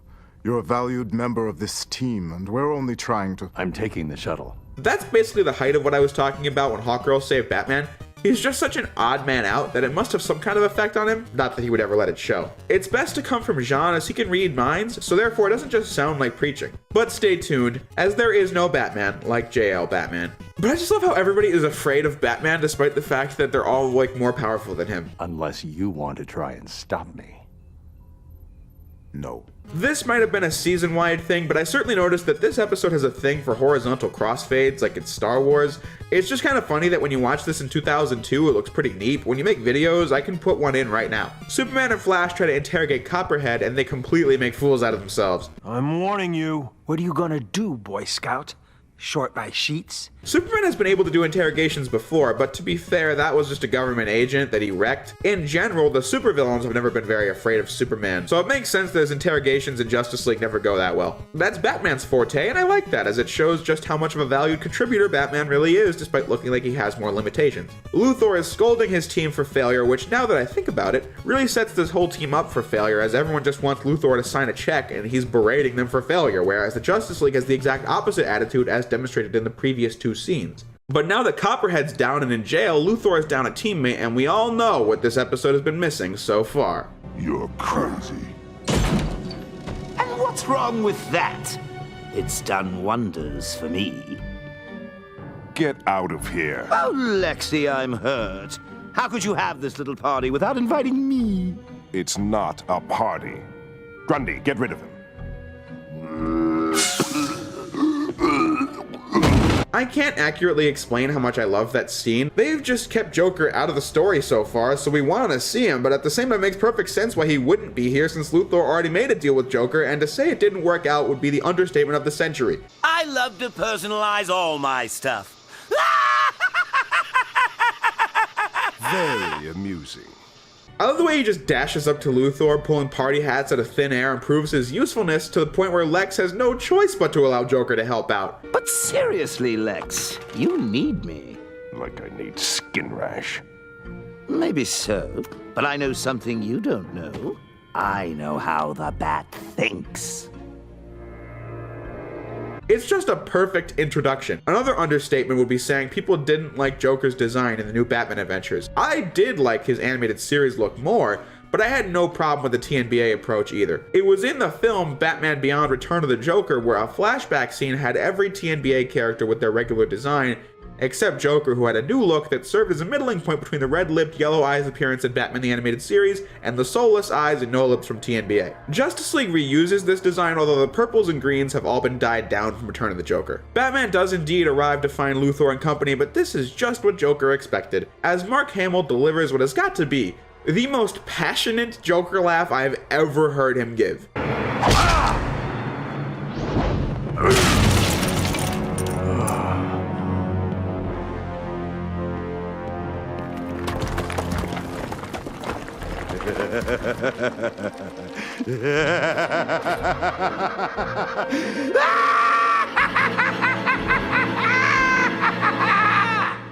So I'm not sure how to even review part 2 of Injustice for All without just playing Joker clips. Wakey, wakey, Batman. Joker, I should have known you'd be in on this. Really? I must be falling into a rut. Batman's presence just completely wrecks this team. Batman barely even has to speak. That's the real drive of part 2. Batman just trolls the out of these guys, and by using various tactics that don't require him to move at all. Now, Batman, you must have some kind of passkey or access code I can use against your friends. Where is it? Guess. Grundy?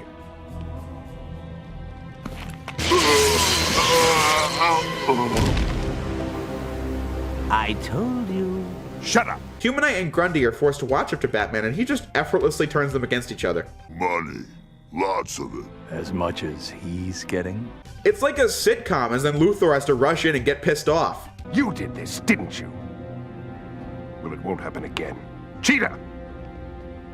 Cheetah may not be as easy to manipulate as Grundy, but Batman is adaptable. And now I'm a freak. That's not what I see. I see someone who was willing to give up everything for a cause she believed in. How do you know so much about me? Let's just say cats aren't the only ones who are curious. As for the other conflicts here, Luthor opens Batman's utility belt and finds the switch that opens the Watchtower and sends some of the other villains there with a bomb. Certainly the less interesting part of the story, since it just happens. Someone leaks the bomb to the League, they spread, try to find it, and get rid of it as Luthor gets mad. That's the end result of 4 minutes of screen time. It's only really here to set up the fact that somebody has turned traitor on Luthor, and Cheetah was caught on the feed playing into Batman's game as she's dragged off. And they say I'm not a team player.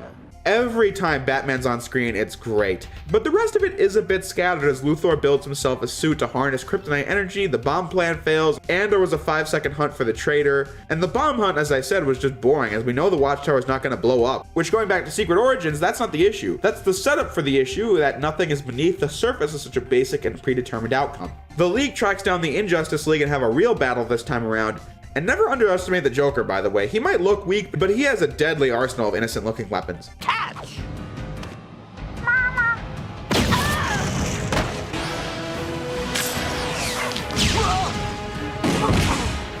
I also like how Shade is beaten by his own staff twice by both Wonder Woman and Hawkgirl in the exact same fashion. But things really get interesting as Lex starts blasting Superman with kryptonite lasers, something I'm sure fans had waited a long time to finally see, as it turns out that the traitor was Humanite. Neither were you, Lex.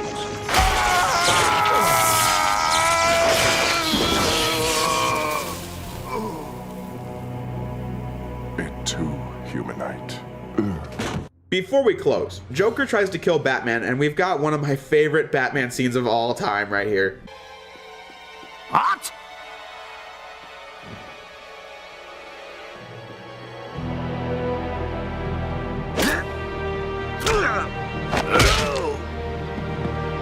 No fair! How'd you get free? I could have escaped any time, but I thought I'd stick around to keep an eye on you clowns. You're despicable. With another plot twist on top of that being Batman is the reason Humanite betrayed Lex Luthor because off-screen, he offered to pay Humanite double what Luthor was paying. Wait. You'll keep our bargain? Yes. Double what Luthor was paying. What was that all about? Which would explain why Humanite was really penny-pinching Luthor towards the end of the episode, as Humanite just wants the money and the opera. He was overjoyed to portray Luthor, go back to jail, and watch TV. He was the one who tipped the League off to the bomb, and Batman sowed dissension amongst Luthor's ranks. Again, Justice League Batman is best Batman, with the final scene being Lex back in jail with the lovely sounds of the opera on the other side of the wall. Humanite! You'll pay for this, you turncoat! Do you hear? You'll pay!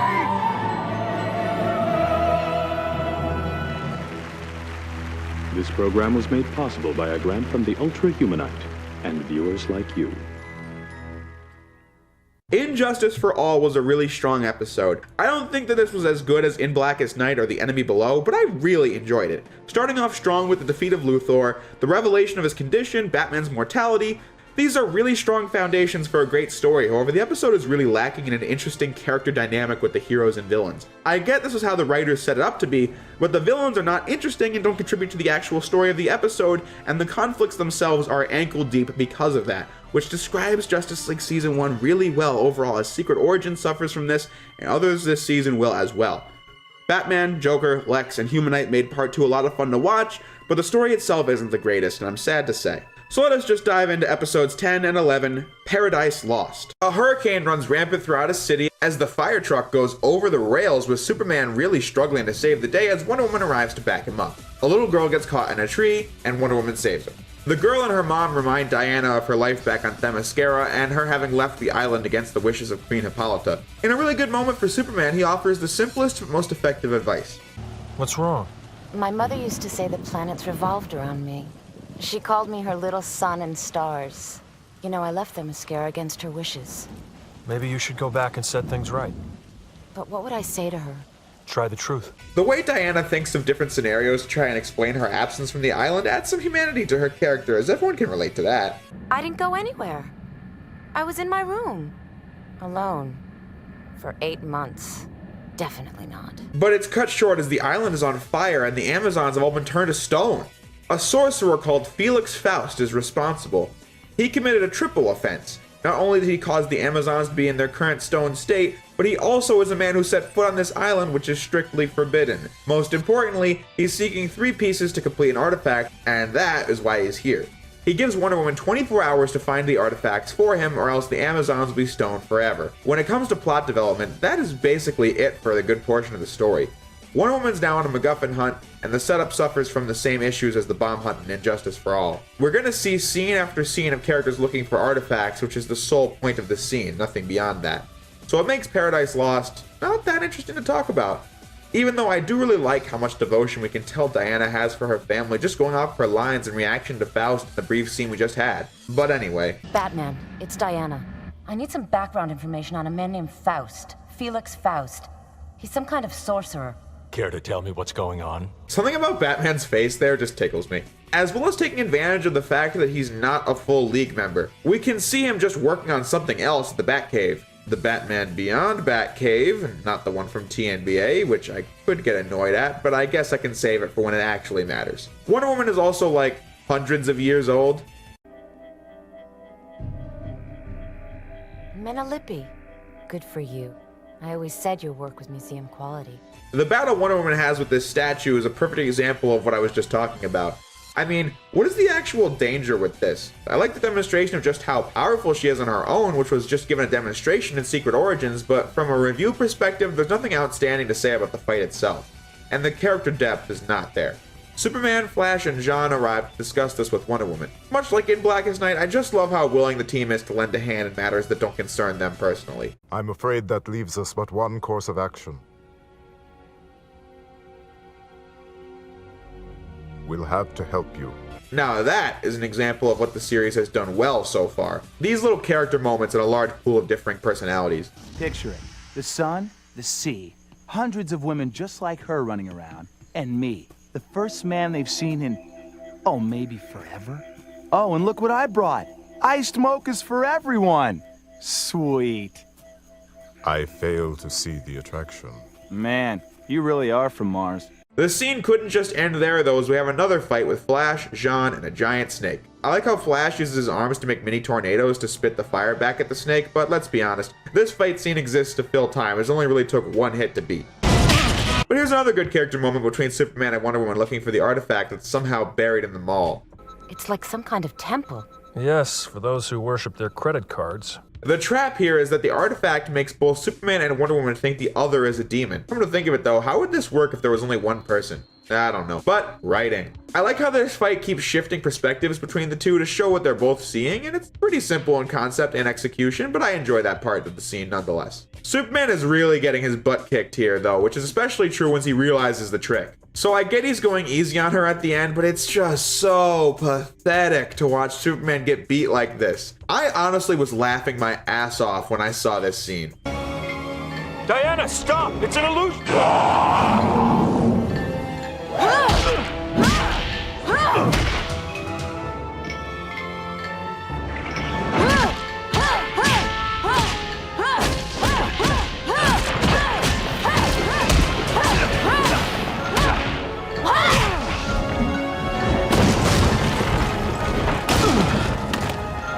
He's literally scraping against the floor as she pushes him back. It is ridiculous. He just looks so weak. Ending with a hilarious line from Superman where he just sounds like he's gonna die. I tried to tell you.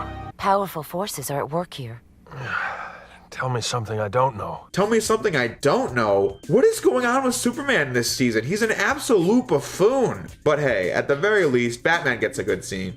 No conferences without an appointment. See my secretary and... Tell me about Faust. And another one as the League investigates Faust's old study. Where'd he get this stuff? Warlocks are us? Don't touch that. Oops. Don't touch anything. We don't know what kind of powers we're dealing with.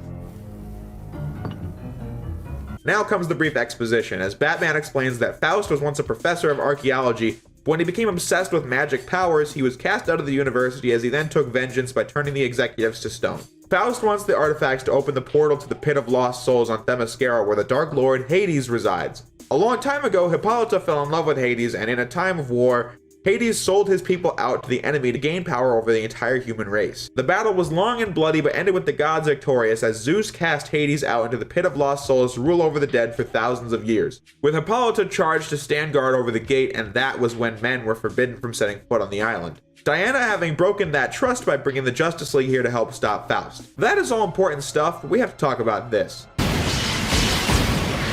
What the f was that? Rewind that. Are you kidding me? The animators did not feel like making a shot of Flash running towards Faust, so they instead decided to take the footage of Flash running towards the Weather Wizard from Speed Demons, Flash's sole appearance in Superman. This is not a terrible idea in theory, as they reuse the same explosion effects all the damn time. However, it utterly fails here, as first, STAS's Flash design looks basically the same as JL, but the subtle differences are really noticeable. There's also almost no sound during the 3-second sequence to distract from it. Next, STAS and JL are not animated with the same technology, so the visual noise from the older animation just sticks out like a sore thumb. The contrast looks like it was upped significantly to account for that, but just makes it look more obvious. With the worst part being how the setting isn't even the same, as Speed Demons' climax is in a house, and here we're in ancient ruins. I can laugh at the DCAU team cutting corners sometimes when most folks would turn a blind eye, but laziness on this kind of scale really shows, and cannot be forgiven when reviewing Paradise Lost. I can still laugh it off as a viewer, like Robin or Superman being black and white in previous seasons for a few frames, but the overall point is that this is the 21st century of animation. Let's not let things like that slip through the cracks. Kevin Conroy also gives an insanely passionate grunt of pain when getting electrocuted here.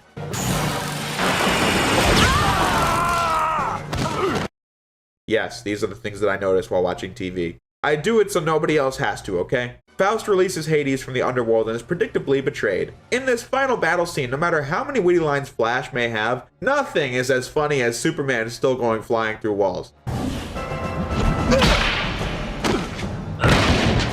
On the conflict side, the League is literally fighting an army of undead, brainless zombies. Can you get a better summation of this season than that? Upon destroying the key to the underworld, the gate begins sucking everything inside as the League just barely escapes as Hippolyta and Diana seal Hades away once again. I originally thought that this story was going to end with Hippolyta getting angry at Batman, Superman, and the others for even setting foot on the island in spite of their great work to save it, but I was pleasantly surprised as the male League members are honored for having fought tooth and nail to save the island from Hades, which would have been a good way to go out already.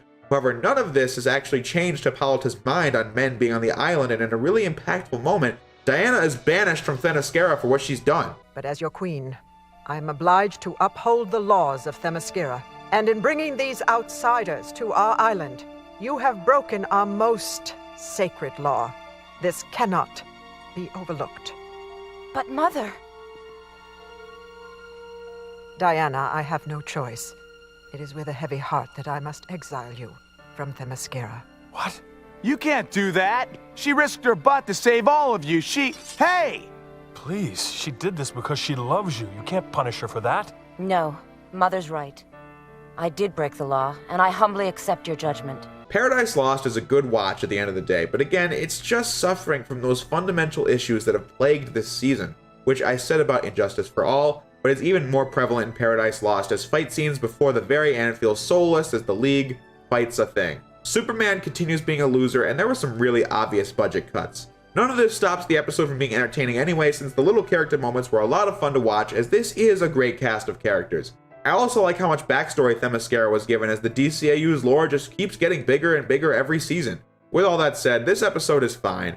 I would rewatch it, but it's just not great. However, next up is an episode widely despised in the DCAU fan community, one that brings Superman to the forefront. I am of course talking about the infamous episodes 12 and 13, War World. Superman and Jean are investigating a meteor with Hawkgirl on the Watchtower analyzing the data. When trying to destroy the asteroid, the hydrogen pocket blows up and sends Superman and Jean flying through space as Hawkgirl thinks they might have died. Cue intro. Okay, people almost dying is starting to become a really overused trope this season. GL and Hawkgirl bicker about what just happened before deciding to take action, but I can get back to them later because those two are the best part of the episode. Superman and Jean are picked up by a space freighter as the aliens think Superman would do well on War World, so the entire setup of the story is caused by a coincidence. If Superman and Jean did this any other time, or the freighter picked up a different route, the story would end with GL and Hawkgirl finding them, bringing them back to the Watchtower at the end. I usually don't like to discredit a story by rewriting to make it not happen, since more often than not you need to be making mountains out of molehills to reach that point. But it's stories like Sly 4 where I do this, since fundamentally the story just feels contrived at the offset, which is not a recipe for success. If you're curious what World is like, picture something like Dread Zone from Ratchet Deadlock. Gladiators are captured and forced to compete for their very lives. This introductory scene is very similar to the one at the start of Ratchet Deadlock, where we see Ace Hardlight take down the opponent, demonstrating how the game works before the main character is put into it. But listen to me, I'm talking about much better stuff. Superman's rival for the episode is Draga, the undefeated champion, as World is hosted by Mongol, the oppressive leader on the planet that uses this competition as a substitute for good governance. Draga kills his enemy, and the people are kind of disappointed by that, since they want to see a real fight where Draga can lose. So the episode suffers from a lot of issues all at once. The most perplexing of all is the fact that the episode runs for 40 minutes, and it's loaded with plot points, while at the same time it feels like nothing is happening, as this episode is horrifically paced. We're nearly at the 10-minute mark and almost nothing has happened, which changes as Hawkgirl and GL pick up the trail to find Superman and Jean, and at the same time, Draga meets Superman. You're the biggest disappointment of all. Yep. Superman, everyone. Getting spat on by a nobody. Superman fights a giant croc that was going to eat Jean, and they try to escape, but that is when another ridiculous thing happens. Jean uses his phasing ability to get through the force field because the writers needed him to be on the outside to help Superman, and at the same time they can't have someone as powerful as Jean be with Superman since he'd really even the odds. To account for this, we have what might just be the worst plot device in the history of the DCAU. Something in the atmosphere is sapping my strength. That thing sapping Jean of his powers? Yeah, we never find out what that is. It just is. Do I really need to give you a speech on why that's bad writing? This really speaks for itself. You cannot just nerf a character because their abilities get in the way of the story. The beauty of this show is that if Jean's powers hinder the story, you don't have to include him. I talked about this format back in Blackest Night, when the story did not include Batman and Wonder Woman since they had no place in the story. Green Lantern and Hawkgirl didn't appear in Paradise Lost because they just had no role in that story. That's just the thing. Jean does have some roles in this story that could only be fulfilled by him, so they tried to have their cake and eat it too, and it just fails, leaving a massive stain on this episode. So, how many shots does it take to beat Superman?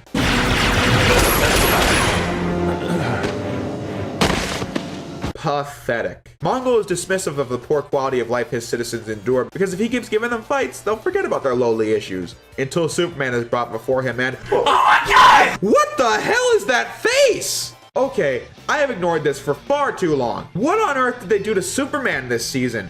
Simple. They made him a complete loser. When Superman first appeared in Secret Origins, I commented on his changed appearance where they decided to age Superman up. A decision that did his character in this season no favors, as he just looks ugly throughout the whole first season of Justice League, to the point where it never stops being distracting from the first episode to the last.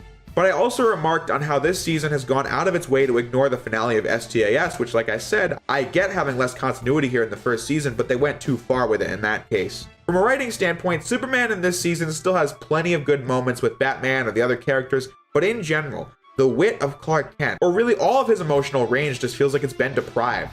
A total downgrade from the Superman we had for 3 straight seasons, who was a real character with flaws, genius, happiness, anger, sadness, jealousy, enthusiasm, and the list goes on. Once again, he still has some of that here, but not nearly enough. The lines they give him are also just awful. The writers have made him the butt of every action scene too. Pay close attention to any action scene Superman is in this season, and you will quickly notice a trend where the enemy will fire at the League and Superman is the first to get hit and be knocked on his ass, or through walls, or into walls. All of which stems from a misguided idea that showing Superman getting smacked around by the big enemies will make you, the viewer, subconsciously think that the Justice League will be really needed if Superman is taking hits like that. Season 1, we got called on the carpet for making Superman a wimp. Yeah. And guilty as charged. Sure, yeah. We didn't know we were doing it. We were actually kind of using it as a kind of a dramatic crutch early on. It's like, oh, well, hey, if Superman can get taken down really, right away, well, then now this is a really bad threat, and now the rest of everybody else is all in trouble. We didn't realize it had become like a recurring gag until we started getting the internet comments and everybody's saying, well, wait a minute, why is Superman such a wimp now? And it's like, oh, you know what? There's a pattern. This kind of trick would work in moderation. In fact, I said I didn't mind it in Secret Origins because there you would need a conflict Superman couldn't do alone if there was going to be a launching pad for this whole series. This tactic became so overused by the end of the season that a lot of fans heavily criticized the show on the message boards, which inspired the team to try and clean up this mess in season 2.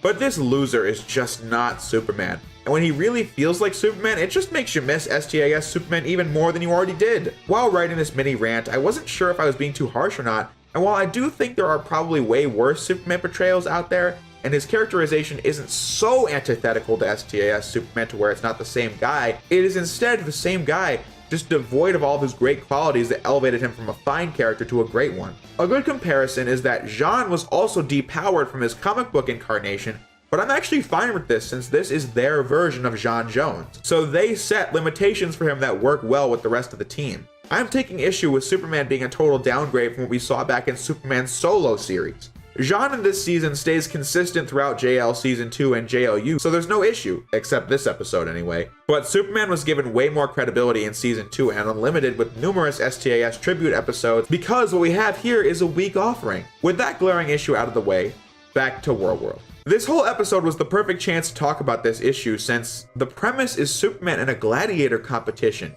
You can't kill Superman with an axe and a strong opponent, so there's just no threat to Superman in the conflict, which the episode thankfully understands that much, but then the ways they try to go around it are weak. Superman does not want to fight for anyone's amusement, which makes sense, until he just takes this much abuse. Yes, Superman, get him! No? Great. In a very Superman-like moment, he won't kill Draga and tries to ensure that Draga doesn't get fed to the croc, but to stop Superman from being executed, J'onn cheers for him, the crowd joins, and Mongol doesn't execute him. Back to the good part of this episode, GL and Hawkgirl find a transport to World, and these two are just arguing like an old married couple. Sorry. Why do we have to ride in this rust bucket? What's wrong with your ring? Lady, the galaxy's a big place. I need my Navicomputer to find World. He's got a point. Great. Take his side. I'm not taking his side. I'm just saying... I'm wrong again. This episode, as bad as it may be, is the start of something really important as these two share dedicated screen time together for the first time in the series, and the chemistry between the characters and the actors is just great. Right when it's getting good, the transport just dumps them off the ship as we get more dialogue between them. Any idea where we are? Not a clue. Great. So we don't know where we are, we don't know where War World is, and we don't even know how to get back to Earth. How much worse can it get? Draga then burns Superman's logo onto his chest. Ah! And just happens to meet GL and Hawkgirl to take them to War World. And this oddly got a laugh out of me. How will we ever find them? That's your problem.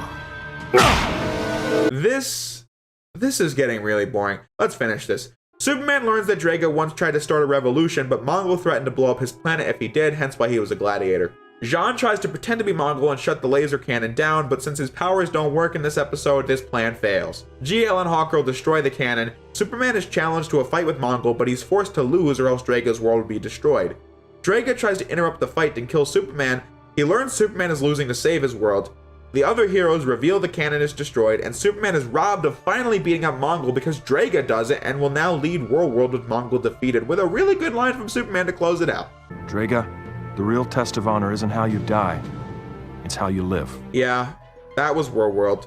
I wasn't looking forward to rewatching this one, and it certainly didn't defy expectations. It was pretty bad. The nature of the story is just contrived, the plot is all over the place, the writing is so sloppy that I can't believe nobody called for a second draft of this script. The ending isn't very conclusive, the whole episode is riddled with filler, and with the story elements feeling incredibly surface level. Green Lantern and Hawkgirl's relationship beginning here was great, but better served in better episodes with more screen time spent on it, since that definitely cannot save an otherwise awful episode. This has got to be one of my least favorite DCAU episodes, since the story is just nothing interesting. Much like a Prophecy of Doom, or an I've Got Batman in My Basement, only double the length. It's still not unwatchable, but for DCAU standards, it might as well be. Let's waste no more time on this and see the quality rise back up in episodes 14 and 15, The Brave and the Bold. I really like how this episode opens as some archaeologists are digging in the ground and discover a pre-Homo sapien skull. A great find. Pretty normal so far. Then this happens.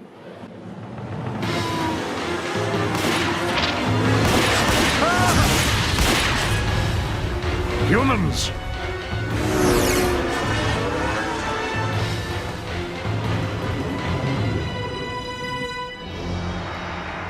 What was that? Not an ordinary day in the jungle after all, eh? So there I was, cornered. Solomon Grundy thought he had the drop on me, but he didn't. And you know why? Because I'm the Flash. The fastest man alive. So this episode's going to give the Flash some much needed screen time, as he's just been the comedic relief character, which is not a problem, as he's going to stay that way in the episode. It's just that he's never been the focus character before now, as that clip I just played makes really clear that this guy is just desperately trying to pick up girls in his off time from superheroics, and fails miserably. A truck driver goes mad and is running people off the road as Flash tries to stop them. Super speed must suck as a power for fighting evil. I mean, the whole chase scene is just trying to catch the truck. Without super strength or some well-placed trap, you can't bring the car to a halt without just asking nicely. All jokes aside, I like this chase scene as Flash hops over obstacles and cars like Raiden in Metal Gear Rising. Another moment worthy of praise would be Flash stopping the debris by starting a tornado and moving it into a safe direction. I started to bring this up in Secret Origins and again Paradise Lost, but the overall point is just that I like how much the writers try to get use out of every character's unique skills in the scene. Since Superman would have just flown the bystanders out of the way, and GL would have cast a shield around them. It just diversifies the scenes, and I like that.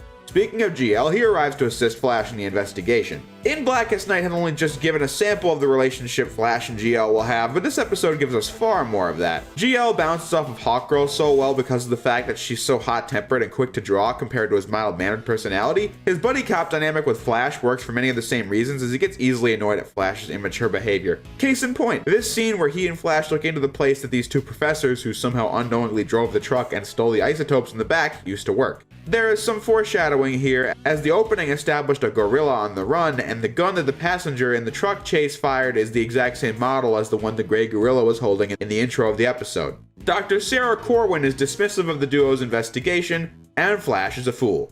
Want one? Hey! So she's a suspect. Before the plot can really progress, Flash buys hot dogs. We're supposed to be conducting an investigation. Can I help it if I have a hyper-accelerated metabolism? Besides, it's just a little snack. Now what? I'm on it. Wait, I'll go with you. Not without paying for that. I love that because the next scene requires Flash to be alone to work, and so they found a really natural way to separate the two for the chase of a wild gorilla that hijacks a car. Get your stinking paws off me, you filthy human. And can talk. Say what? Flash is blasted by Corwin, and if you thought Superman's visions and secret origins were weird, give this a look.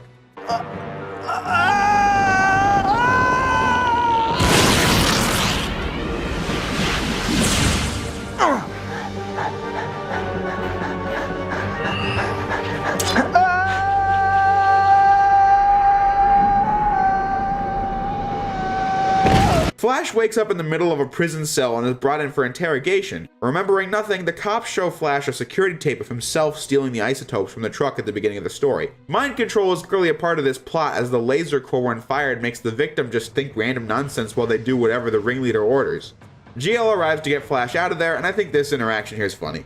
You actually posted bail for this lowlife? If he were really guilty, do you think you could have held him here with a pair of handcuffs? But what I thought was more entertaining was GL and Flash on the outside of the department. All right, then let's start with the last thing you do remember. Let's see. After I caught the gorilla, he told me that... The gorilla talked to you? Yeah, right after I stopped his car. I'm supposed to believe this? Hey, we both got a Martian's phone number on our speed dial.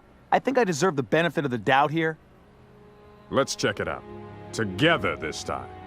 They find Solovar, the chief of security for Gorilla City, the ape Flash met earlier.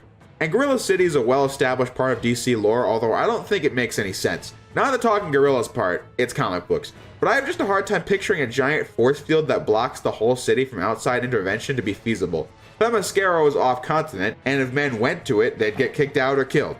Atlantis is at the bottom of the ocean, and if you went near it, you'd get killed. The force field that protects this advanced society of gorillas is lethal, of course, and you get captured for going there, but since this show takes place well after the age of imperialism, I'm not questioning how nobody's ever gotten in. I'm just wondering how nobody's never found the force field to begin with, as the explorers at the very beginning have no idea what they were stumbling upon. This is obviously just me nitpicking, but I did think about that. It's also another utopia, which isn't anything new, but it's not bad in its own merits. Solovar explains that there was a mad genius called Grodd who tried to use his mind control helmet to take over the city, but was stopped as he escaped with the security plans of the city with a thirst for revenge. Grodd had been emailing Dr. Corwin back and forth as she's helping him with his plan to use the isotopes to get his revenge on Gorilla City. Flash rushes in as another repercussion of his hasty actions is soon to appear, but this scene also exists so that Flash can get screen time with Grodd, who is a Flash villain in origin.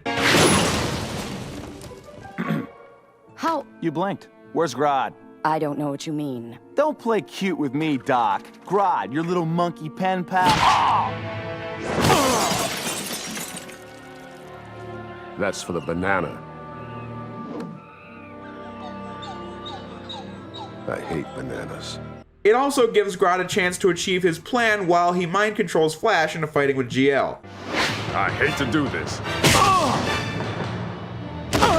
What Grodd is trying to do is unknown as a wave of energy sweeps the city, wiping it off the map, ending part 1. Part 2 begins as Wonder Woman, Hawkgirl, and Jean realize this and try to in vain contact GL and Flash and vice versa. Unfortunately, part 2 suffers from the same issues we've seen.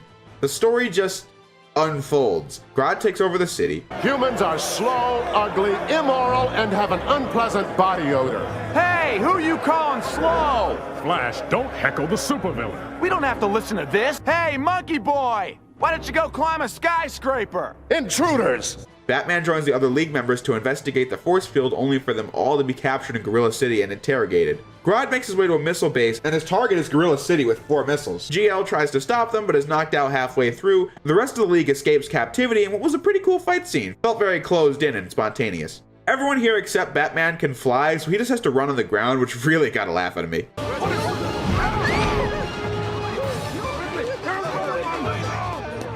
Jean, Hawkgirl, and Wonder Woman contribute to the effort to stop the missiles, And I like how Wonder Woman's efforts to slow down this rocket is consistent with the laws of physics presented when Superman tried to stop an airplane in the first Superman episode. The strength is there, however she just needs ground to push the weight against something, which makes sense, even if no human has these superpowers. More importantly, Wonder Woman is seemingly crushed under the debris, making another time a character almost dies this season. But what is interesting is that Batman desperately tries to save her, showing us that these two have some kind of a relationship brewing, but I can talk more about that in the next video.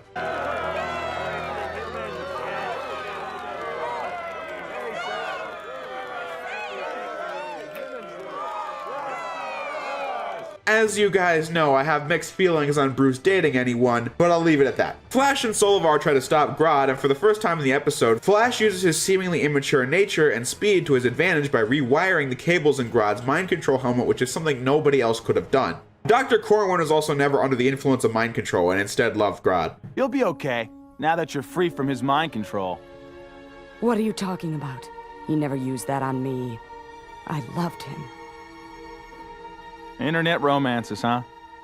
Go figure. That's literally all we get on that. Corwin never returns to the show, so I must say this is a really weak development. Grodd, however, is going to return as the ending shows. I really did enjoy this episode, but it still falls victim to the fact that part 2 is an enjoyable series of events, but still nothing more is going on there. I do love the banter of GL and Flash, which did make a strong impact, and some kind of Batman Wonder Woman thing's been set up. However, I don't have anything to add in this episode that I haven't already. So let's move right along to episodes 16 and 17, Fury. The Injustice Gang is back at it, only instead of being led by Luthor, they're led by this mysterious blonde woman called Arisia. The Ultra Humanite and Joker are also not amongst their ranks, which doesn't surprise me, but in their place we have this ninja woman. I can't be bothered to look up her name as I don't remember and she never appears outside of this episode, so who cares. The Shade, Star Sapphire, Copperhead, and Grundy are all back though. Weirdly, this episode was aired before Injustice for All, despite having to take place after it with the Injustice Gang already existing, and more importantly, Shade claiming that this gig is way better than working for Luthor. They steal a tiny tree branch as Batman tries to stop them, and it's a good time to bring this up. Action scenes in Justice League, especially ones with Batman, are really well done as the action is faster paced than ever before in the animated universe. Arisia beats Batman and gets away, and after the intro, Wonder Woman has found herself in the midst of a woman's clothing store. She really hates it. Why would anyone want to cover up her natural beauty? Easy for you to say, Miss Cheekbones. Although this makes me wonder how she got to the point of wandering around this store in costume to begin with, as we bear witness to this cringeworthy sight.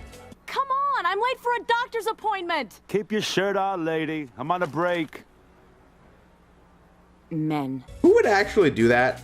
I struggle to come up with commentary. That's just not a human interaction. Batman tells Wonder Woman that he thinks an Amazon is responsible for the theft as the necklace he got from her is an Amazon design. Besides, Amazons don't steal. It's against our code, and we never leave the island. Never. Since Diana is not interested in pursuing Batman's lead, he instead has Hawkgirl travel to Themyscira, as even if Diana wanted to, she was banned back in Paradise Lost, so good continuity all around. Hawkgirl is caught and the scene cuts to the Injustice Gang pulling off their heist as it was planned well in advance, which is the main improvement over Luthor's team, where the villains were just a joke compared to the League. Superman tries to stop Arisia, and it is a truly pathetic display. You'll have to take it. Have it your way. I intend to. What more can I even say? Thankfully, we don't have much more of this awful Superman to survive, as he's not even in the next 2 episodes for the most part. Arisia throws a gas on Superman that causes him to, start dying of some kind of poison. Alright, let's see here. Wonder Woman meets Arisia, but instead helps Superman, leaving GL and Flash to find Arisia. Hawkgirl meets Hippolyta, and that's when she tells Hawkgirl that Arisia was a girl from a land ravaged by war and went on a refugee ship that was sunken into the water, and she was left on a wooden plank and survived in Themyscira and was taken in to given powers of the Amazons, but secretly had been reading forbidden books from the outside world and is now plotting some kind of scheme. GL and Flash also succumb to the poison Superman has, and Arisia uses the gas on Copperhead, the Shade, and Grundy, as Hawkgirl and Batman have a decent exchange, showing us what Batman is reminded of almost every day.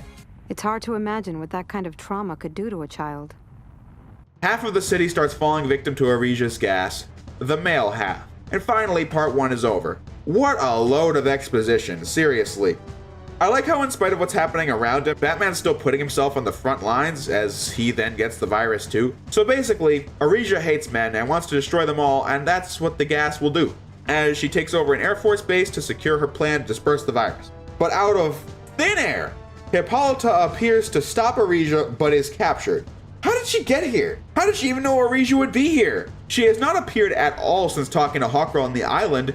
Like, maybe show her taking off with Batman and Hawkgirl, like something. That is just awful writing. Awful writing also sums up Arisia's plan. How does this even work? This gas just makes men start dying. But how does it target men in a way it doesn't target women? The only thing I can think of is a little R-rated for this show.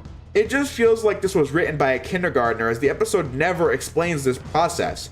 It targets Grundy and Jean indiscriminately. So this gas is set to target men of every species? Wait, Superman was the first victim, and he's not even human either. I don't know what's with this episode, but I can't get mad at it like Warworld, as I was interested enough to not get bored, but the writing here is just horrible. To the point where you really wonder how some of these plot points ever made it past the first draft of the script. Also, this happens. I've got you, sisters. I guess you don't have them, Diana. I'm sorry, I thought that part was hilarious. Star Sapphire helps Hawkgirl and Wonder Woman, but only to betray them, and I'm not joking here, 60 seconds later. I'm guessing the writers didn't know how to get the heroes to the climax in time, but they certainly didn't mind dragging Hippolyta thousands of miles to do the same. Wow. It's really dawning on me while recording this how bad this episode is. Like, I was already realizing how bad this episode is while writing the review, so it just gets worse the more you think about it. When the villains escape, Hawkgirl finds the antidote. What? It's getting worse. It's getting worse. The climax is home to a really good action scene with Wonder Woman and Arisia, but that cannot save this mess, as the Javelin gets really pixelated when on autopilot, and Hippolyta breaks herself free and explains that men aren't all evil, and what really happened to Arisia was that a man was the one who saved her from the shipwreck, but he died when they reached the island. Come to think of it, how does Hippolyta even know any of this to begin with? The guy died before he explained her past, and Arisia wasn't conscious to remember him. So needless to say, the story from the setup, to the backstory, to the climax, to the conflict, it is all contrived. Every single aspect of it, and despite good action, that just leaves you with an awful episode as Arisia dies to never return. I did get a good chuckle out of Flash at the ending, though. If only Arisia could have learned to see the noble qualities in you men. I definitely could have taught that bad babe a thing or two about guys. Too bad we never met.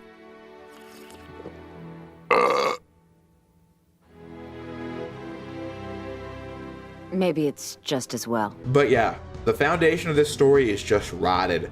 I'm going to assume this episode had to be a Batman in My Basement case, an unfinished script rushed to production.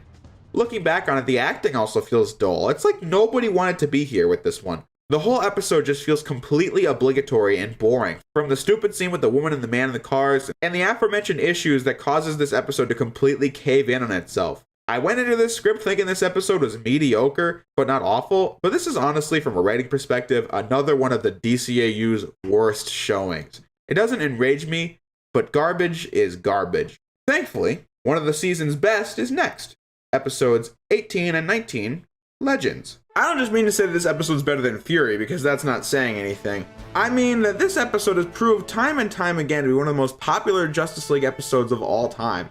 I don't think it's that amazing, but it's great nonetheless. One of the best things about it being the simplicity of part 1 is a pro for the overall story, and it makes my life far easier when writing about it. Green Lantern, The Flash, Hawkgirl, and Jean are fighting a giant robot that upon destruction warps them to this 1950s world in a place called Seaboard City, as the local music center is being robbed by a villain who rides a recorder turned car.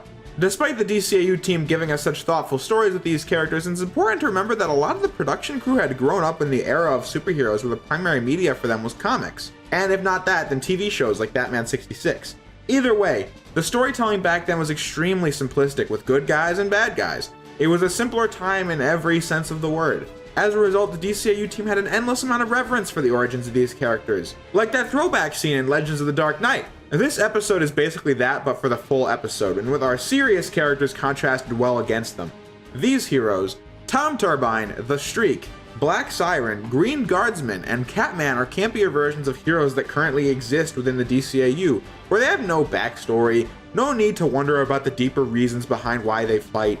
They just serve justice with a smile, spouting lines right out of an after-school special to the kid, Ray, that they let tag along and face danger for no stated reason. And this is our official Justice Guild Junior Justice Guildsman, Ray Thompson. When I grow up, I'm gonna be a crime fighter. So long as you remember to eat right and stay in school. Can I come? Can I? Can I? I would hesitate to put the boy in harm's way. Sure thing, little buddy. Black Siren fulfills all the typical housewife roles from the 1950s, and that annoys Hawkgirl. And another example of timely commentary being this part where GL is talking to the street. It's an honor to fight beside you. The feeling's mutual. You're a credit to your people, son. Thanks. I love these examples because it's nothing negative. This world is just based on a different era, to where that line with GL is supposed to be a compliment, but obviously nobody says that now, and for good reason. It's just so charming to see a portrayal of a past time period in such a celebratory fashion, warts and all. Green Lantern recognizes these characters from his childhood, as in the DCAU's world, the Justice Guild of America was a comic book series that the Justice League seems to have found themselves in the midst of. This is too weird. I know it sounds corny, but those comics taught me what it meant to be a hero. Without them, well, maybe I wouldn't have this ring today. The villains also hide out in a dark cave on a mountainside, as they have gimmicks like Batman's or Superman's villains do, only played up to 1,000,000. Sir Swami, Dr. Blizzard, Sportsman, and Music Master. The word choice for the script is just on point, as Swami poses a wager to make the heroes disappear. Sportsman is game for the wager, as he says Music Master dropped the ball. Or how when battling the police, Music Master doesn't take requests. I totally see that I'm pointing out the painfully obvious here, but the camp is just so unapologetic that I love it. As Tom Turbine explains multiverse theory. I have a theory on how you came to be here. As an expert in nuclear physics, I have long hypothesized that there are an infinite number of parallel dimensions, each containing its own planet Earth. Each Earth occupies the same location in space, but vibrates at a different speed. Flash, the energy blast you absorbed caused you to match the vibration rate of our Earth. So he created a tear in the dimensional barriers which brought us here. Hey, it was an accident, okay? The episode quickly skims over how this dimension could be portrayed as comics in the main DCAU timeline. The writer had a subconscious link to this world, and what he thought were his own ideas were just instead that link showing him the guild's activity. Meh, that's kind of a weak explanation, as we have no idea how that actually is supposed to work, but at the same time, the episode's not really about that. This is just a statement thrown out to get that out of the way as they could focus on the real story. The Injustice Guild literally announces their plans as the heroes take action, and this is where all the wackiest antics happen, as nothing here actually makes sense. My favorite examples being the part where the Green Guardsman has the most absurd weakness. Steady the scaffold. I'll go after the plane. I can't. My ring has no power over aluminum. Terrific. Or when Flash sees a truck of TNT about to crash into a bus of nuns. But things take a darker turn when Jean sees this.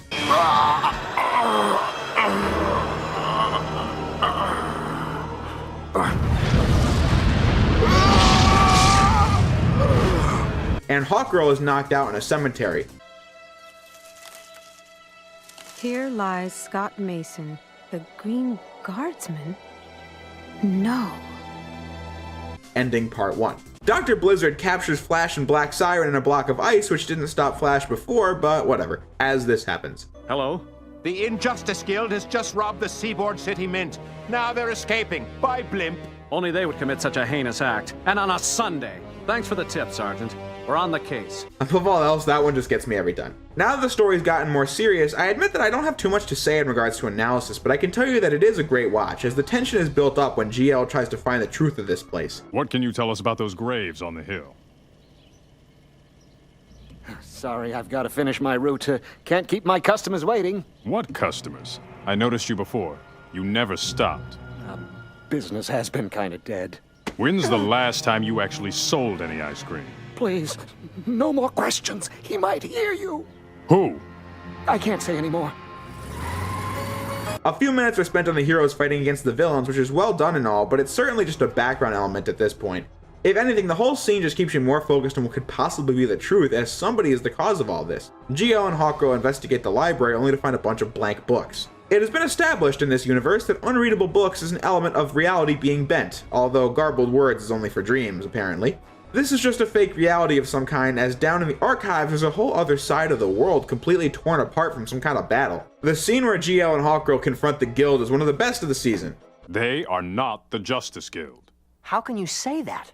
This is a serious accusation, young man. Explain yourself. No. You explain this. Justice Guild killed in battle. It's a hoax. Some kind of sick joke. it's no joke. The real Streak Green Guardsman, Tom Turbine, they're all dead.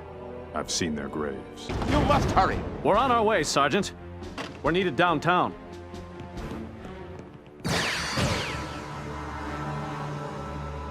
We're not done here. Haven't you noticed that nothing here makes sense? Library books with blank pages, ice cream trucks that never stop. Dangers that spring up whenever someone gets too close to the truth. What truth?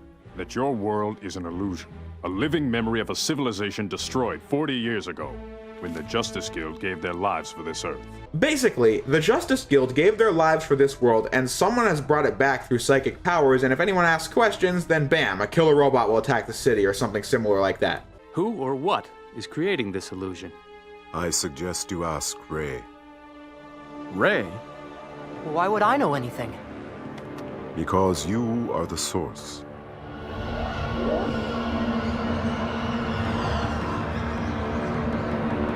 No!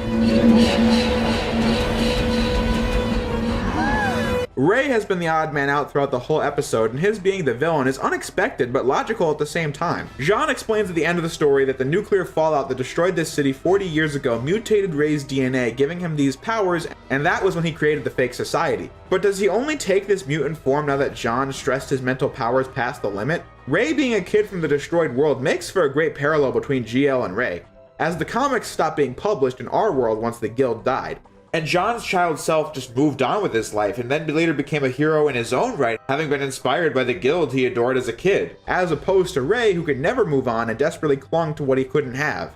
I've discussed this kind of theming in my videos before, moving on versus clinging to the past are defining characteristics when analyzing a contrast between heroes and villains. What I will give credit to is the fact that yes, this is not the kind of mystery the audience can follow along with during the story like the best mysteries are, but I'm giving it credit since the story is not about solving the mystery, it's about the tension leading towards the reveal, which is of course there in a detective story, but that doesn't need to be there in a suspenseful story that starts out comedic but has taken a twisted turn with a sad ending. The League can't stop Ray, and instead of living their fake lives, the Guild, even though they aren't real, live up to the motto and sacrifice themselves by fighting Ray. You can't!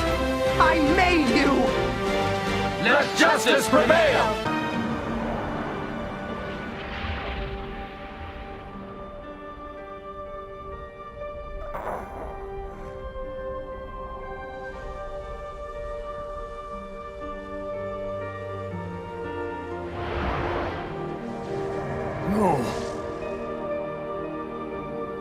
As the townspeople all turn out to be real themselves. But now all that's left is this nightmare. Being stuck in an ice cream truck for 40 years. That's a nightmare.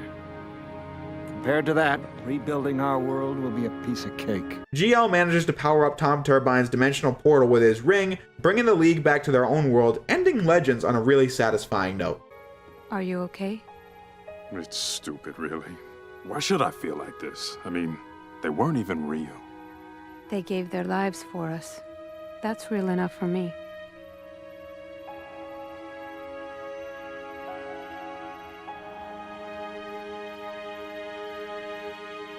Legends, like I said at the beginning, is one of the most popular Justice League episodes ever made, and I can see why. It's not my favorite episode of the show or in my top 5, but it has a heartfelt story as Green Lantern works with and is saved by his childhood heroes, contrasted well with the villain. The reveal and the ending are both great, action is well done, the campy nature of part 1 is nostalgic and unapologetic, and I really love that about it. The episode was a tribute to Gardner Fox, the man who created the comics The Justice Society of America, which the Guild was based on. This is one of the creative team's favorite episodes of all time since it was just such a loving tribute with that great ending, and I definitely think it's one of this season's best. And on that note, you must have noticed how I have described this season's best now that we're so close to the end, but I can save that for the conclusion. So other than that, I'm basically rambling on at this point. So let's not waste any more time and jump into episodes 20 and 21, A Night of Shadows. For the longest time, I thought this episode was called A Night with Shadows since the DVD menu calls it that by accident, but let's get into it. The opening of this episode is really interesting as it takes place hundreds of years ago in Camelot as a woman and her demon army are raiding the castle with one man relieving the guards to do the job himself only to then open the gates. Before moving on with the plot itself, from a DCAU perspective, I just love how much lore there is in this universe. There were heroes in the Manifest Destiny era, there's lore from the future, there's lore surrounding the Greek gods, stories from other planets like Krypton and Mars, history in the Middle Ages. There's just so much to the DCAU and I love it. I mean, this exists in almost all DC universes, but it's so well realized in the animated universe. Anyway, the treacherous knight and the woman seem to be partners, but she betrays him as she's a witch herself and poisons the man, Jason Blood, as Merlin himself appears and curses the man to share a body with a demon, and he will live forever until he atones for his betrayal. All this should remind you of something. Who's this? Sure is ugly. It's Merlin's demon, Etrigan. When Camelot finally fell, Merlin decided to keep the demon in the service of humanity, and merge the creature with one of King Arthur's noblemen. Look, there's something on the back of it. It looks like you. You think? In TNBA's The Demon Within, we were introduced to Jason Blood, who can transform into Etrigan the Demon. That episode introduced us to the kinds of powers that Jason had as he fought alongside Batman and Robin to get the branding iron of Morgan Le Fay from Clarion the Witch Boy. Not too important, but what is noteworthy is Morgan Le Fay. She is the woman who almost killed Jason back in the Middle Ages, since she wants her son, Mordred, to rule over Camelot. Since Jason is still alive and can transform into Etrigan by the time of TNBA, clearly he never accomplished his mission of defeating Le Fay. Cue the intro, and then we're brought back to the modern day as Batman and Jason meet up to discuss Le Fay seeking the Philosopher's Stone, as Merlin sealed it away when Le Fay stormed the castle at the beginning of the episode. She has been on the hunt for hundreds of years since then. She can use her magic powers to drain the life of young people to keep herself middle-aged and her son prepubescent. They fail to find the stone but leave a trap for Batman and Jason. I mention this loosely when Batman appears and is not with the League, but I just love how all these cool adventures that Batman's going on by himself. I mean, if they found the stone here, then this wouldn't have been a Justice League episode. It would just be Batman fighting demons by himself. Around this time, we got a whole comic series about what Batman was doing when he wasn't with the League, and I've heard that it's pretty interesting stuff. This action scene is the first of many great ones this episode. There's just something cool about Batman in a sword fight against these indestructible statues, using ninja moves and a bunch of other techniques. And he's also not impervious, which makes a fight way better.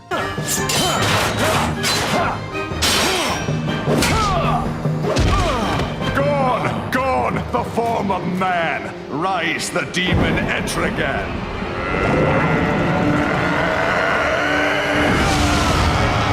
Etrigan wasn't too invested in the conflict of his last appearance, but given how Morgan Le Fay caused him to have to live in this eternal hell, he's out for blood this time.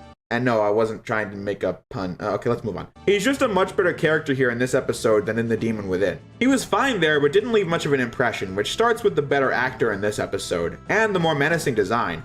It's basically the same, just far more detailed, and it works very well. Batman gets Wonder Woman, The Flash, and Jean to help out with this case, starting with Jean trying to find Le Fay through telepathy, but when dealing with a middle-aged sorceress, you should pick your battles wisely. Jean is knocked out but wakes up on Mars, and this part is really gut-wrenching since you know this has to be some kind of Le Fay trick. But for Jean, it just feels real as the Martian civilization from before the Imperium attacks is all back to the way it was, and there's nothing this man wants more than that. The music, the visuals, it's all something that should be the ending of a beautiful love story, but it can't possibly be real as his family's been dead for hundreds of years. Carl Lumbly's delivery of Jean's lines just put the cherry on top of that sundae. Father! Father! My dear children. Are you staying home this time, Father?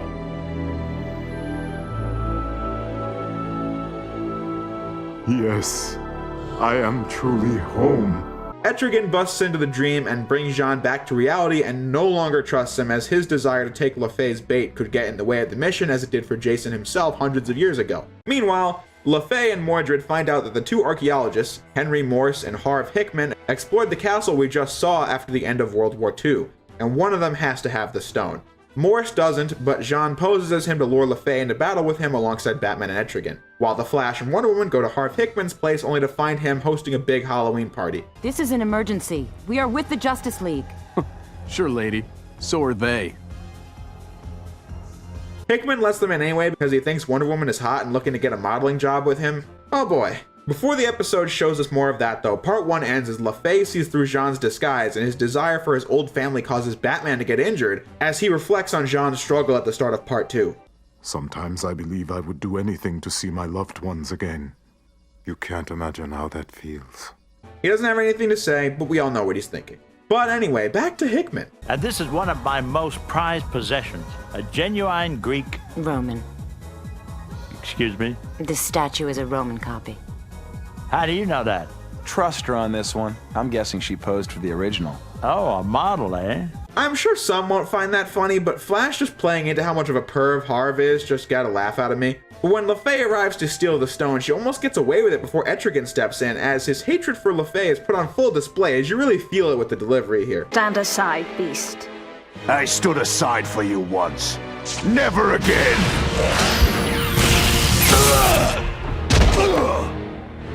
Is that the best you can do, my immortal beloved? But you also see just how unstoppable she is, making you really want to see her stopped even more.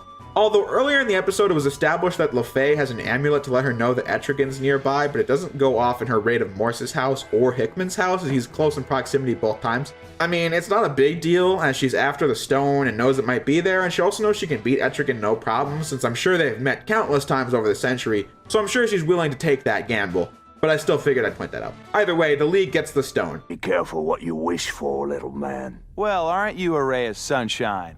As far as I'm concerned, this mission's over. The world's safe again, and I, for one, am gonna kick back. So go find some other house to haunt. He didn't mean that. Do you think I care? Even though you understand Etrigan's hatred of LaFay, he's also a bit of a dick here too. That's just Etrigan though, as Jason is far more respectful than that. It makes me really wonder how much of a split personality there is between Jason and Etrigan. Remember, I don't read comics, so I don't know.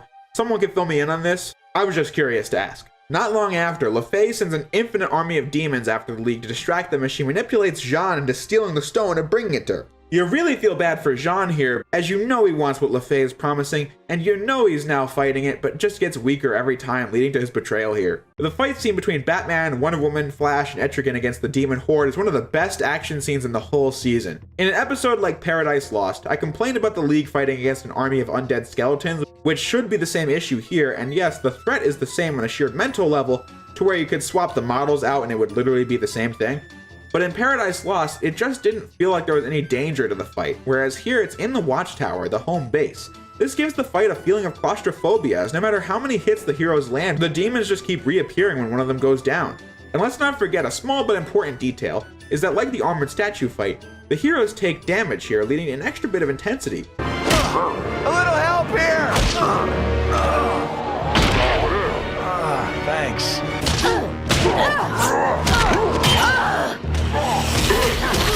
How many of these things are there? Once the dust clears, the heroes find the stone missing. I've pursued that witch for centuries, yet you blindly ignored my warnings and doomed the world. Enough! The truth hurts, doesn't it, Princess? Why don't you go straight to... More bad news. The Javelin's gone, and Jean's access code is still punched into the hangar controls. Before the final fight, the episode pulls some antics, like Morgan Le Fay being so confident that they'll have the stone, that she uses her own magic to transform the entire city into a twisted Middle-earth demon land, which comes clean out of nowhere. And while, yeah, they say it won't last because she needs the stone to keep it going, but come on. They just did that to make the final fight look cooler. Etrigan can also teleport from the Watchtower to the Earth, getting us past the issue of there only being one jet to use. The final fight is just okay. Etrigan goes after Jean to try and get the stone back, and you'll embrace them again, after the worms devour your bones! What was that? Jean can just, turn to stone now.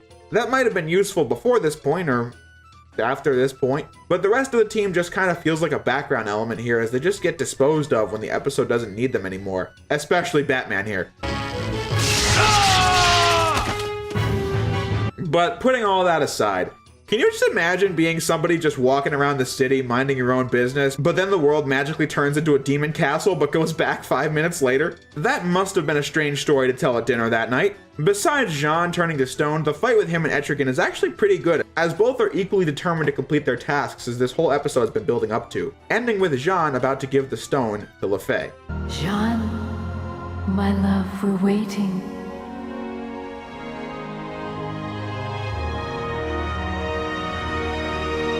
No. What have you done? You could have had anything you dreamed of. Your family, your whole world could have been yours again.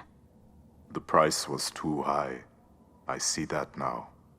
You can no longer tempt me. For the longest time, this seemed like the biggest 180 I had seen in the DCAU. I mean, out of seemingly nowhere, Jean just destroyed the stone, but when I took a step back and I thought about it really long and hard, and by that I mean reading the DCAU wiki. The animation tells all, as Jean dove into Etrigan's mind before defeating him, showing Jean what Jason suffered for betraying everyone he knew for LaFay, and can clearly be seen changing his mind at the end, which I think makes a lot of sense and is great, as LaFay thought for sure she had him. But a seemingly underpowered telepathic is the victor at the end of the day, and I think that's a great ending. With the world saved, Jean is about to quit the League for his poor performance, but Jason stands up and says that he never had the strength Jean had to resist Morgan Le Fay, and it was for that strength that the day was saved in the end, and what else really matters. I only wish I had had your strength centuries ago, but I'm still cursed and must walk alone throughout eternity. Poor man. May he someday find the PC-6.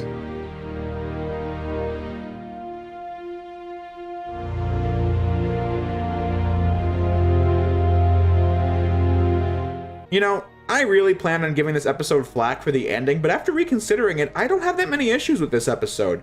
What Aquaman did for the enemy below, Etrigan's backstory and conviction does for A Night of Shadows. But what this episode really has going for it is Jean's turmoil, as we see what he's been wanting for this whole series but has kept quiet about. This desire will manifest itself at other moments throughout Justice League, so pay attention to that. But anyway, episodes that really try to focus on a character's struggle often get a good review from me, barring having other issues like Paradise Lost, for example. A Night of Shadows does suffer from some scene-to-scene transitions being a bit awkward, but that's pretty small potatoes in comparison to conflicts that are resolved in your mind minutes before the episode gets to that, like Secret Origins and Injustice for All, or having soulless action like Paradise Lost, in addition to the many other flaws that Warworld and Fury scarf down our throats. Suffice to say, I can forgive the issues of A Night of Shadows and declare it my 4th favorite episode this season. And there are just 2 episodes left, and honestly, neither one really gets much of a response out of me. Especially the next one, episodes 22 and 23, Metamorphosis. So let's just make this quick. It's not even because I hate this episode, rather because this season's formula is getting old, and whenever I get to this point in a season 1 rewatch, I just start dozing off. So this company is growing tired of potential construction fatalities. I mean, they're the ones with the equipment that can be blown up by a rock. So look at yourselves first, guys. Anyway, Simon Stagg of Stagg Industries has developed a new kind of worker that can thrive in any environment. Nobody buys it, so he needs a test subject. Meanwhile, this gorilla man that works for Stagg has a thing of hazardous chemicals that get stored in the back, but not securely, so it destroys the train. And is it that guy with the red shirt again? This poor man is always there when havoc is being done to the city, and it's pretty hilarious to think of that. GL saves the train, and one of its passengers is Rex Mason, the guy who is smooth with the ladies, unlike GL. Of course, these two are friends, but we're given foreshadowing for the next episode, as it turns out that before he became a Lantern, John Stewart was in the Marine Corps. I like it, fleshes his character out. But seriously though, as this episode goes on, there's just something about it that bugs me. To start, all the dialogue and plot points early in the episode just feel like they exist to set up the story, which is pretty much how every story works, but it just feels artificial in a way I can't really articulate, but I'll try my best. GL sees that Mason lives in this gorgeous apartment working for Stagg, which makes you realize instantly that he's going to be the test subject for the Metamorpho project because there's no way that a character can go up from this point. Mason is also dating Stagg's daughter, Sapphire.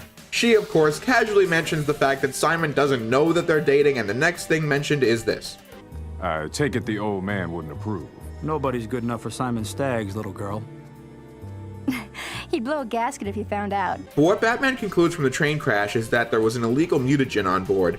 Now GL and Mason are mad at each other, but Mason asks Stagg about it anyway. A misstep here is that clearly Simon thinks highly of Mason, so I don't know why he would have a problem with a wealthy employee of his that looks like this dating and marrying his daughter. But now he hates Mason for trying to get involved. My brain is starting to hurt. Like seriously, this episode is just hurling plot all over the audience. Like the very next scene where Mason and Sapphire tell Simon that they're moving to Chicago, and now he decides he's gonna make Mason metamorpho. The contrivances don't stop there, as Stagg fixes a break-in, he knocks out the security guard, and then Mason decides to check it out himself. A mysteriously placed lab glass lures Mason into the trap, but when Mason goes to the hospital, we start watching Two-Face Part 1 again. Give me a mirror. Harvey, maybe you should wait until... I said give me a mirror.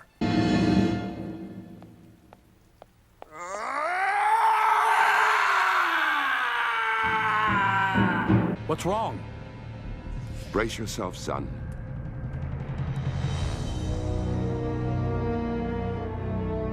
No! No! Harvey, what happened?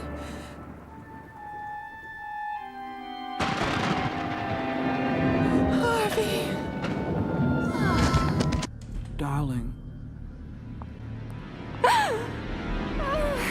Despite all the jokes, I do feel bad for Mason as the story goes on. I mean, he really didn't deserve it. As GL promises Sapphire to find Mason, Stag gets the photo of that and shows Mason, who now wants to kill GL, and what is going on anymore. Once more, I'm not confused, but the episode is just so much of a plot dump. Hey, it's the Justice League. Surprised to see them in this episode. As GL and Hawkgirl stop a bank robbery. Well, that was pretty darn sloppy. Sorry. Care to talk about it? Running into Mason after all these years. Guess it got me thinking. Wondering about the choices I've made. The road not taken? Yeah. Maybe I could have been like him.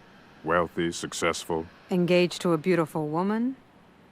Mason tries to kill GL as Stag gets the footage for the board members from the start of the story. Amongst all these plot points, Stag really is a piece of crap, which is a constant amongst every other version of him I've seen. But seriously, I just love how much of a 180 Mason has taken to where he literally wants to murder GL. It's just so stupid. Ending part 1 on that note as the rest of the League finally enters the story in part 2. I know you aren't going to believe this, but Superman actually has a cool moment.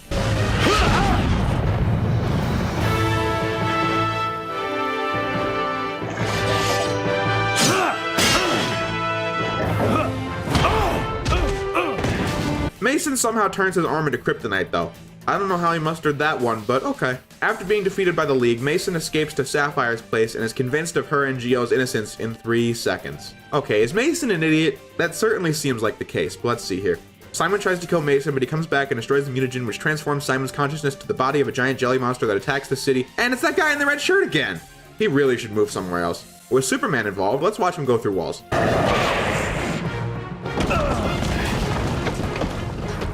It always is my favorite part, isn't it? Mason is now going to help the Justice League fight the monster, and then to close the lid on cliches, the Stag monster captures Sapphire and scales a building. But before I can make a joke about that, the episode does it for me. What I wouldn't give for a couple of biplanes right about now. Batman finds the formula to destroy the thing, Mason turns himself into it, and is presumed dead, until he comes back to life 40 seconds later. I wouldn't want to do that again. Again with that almost dead thing.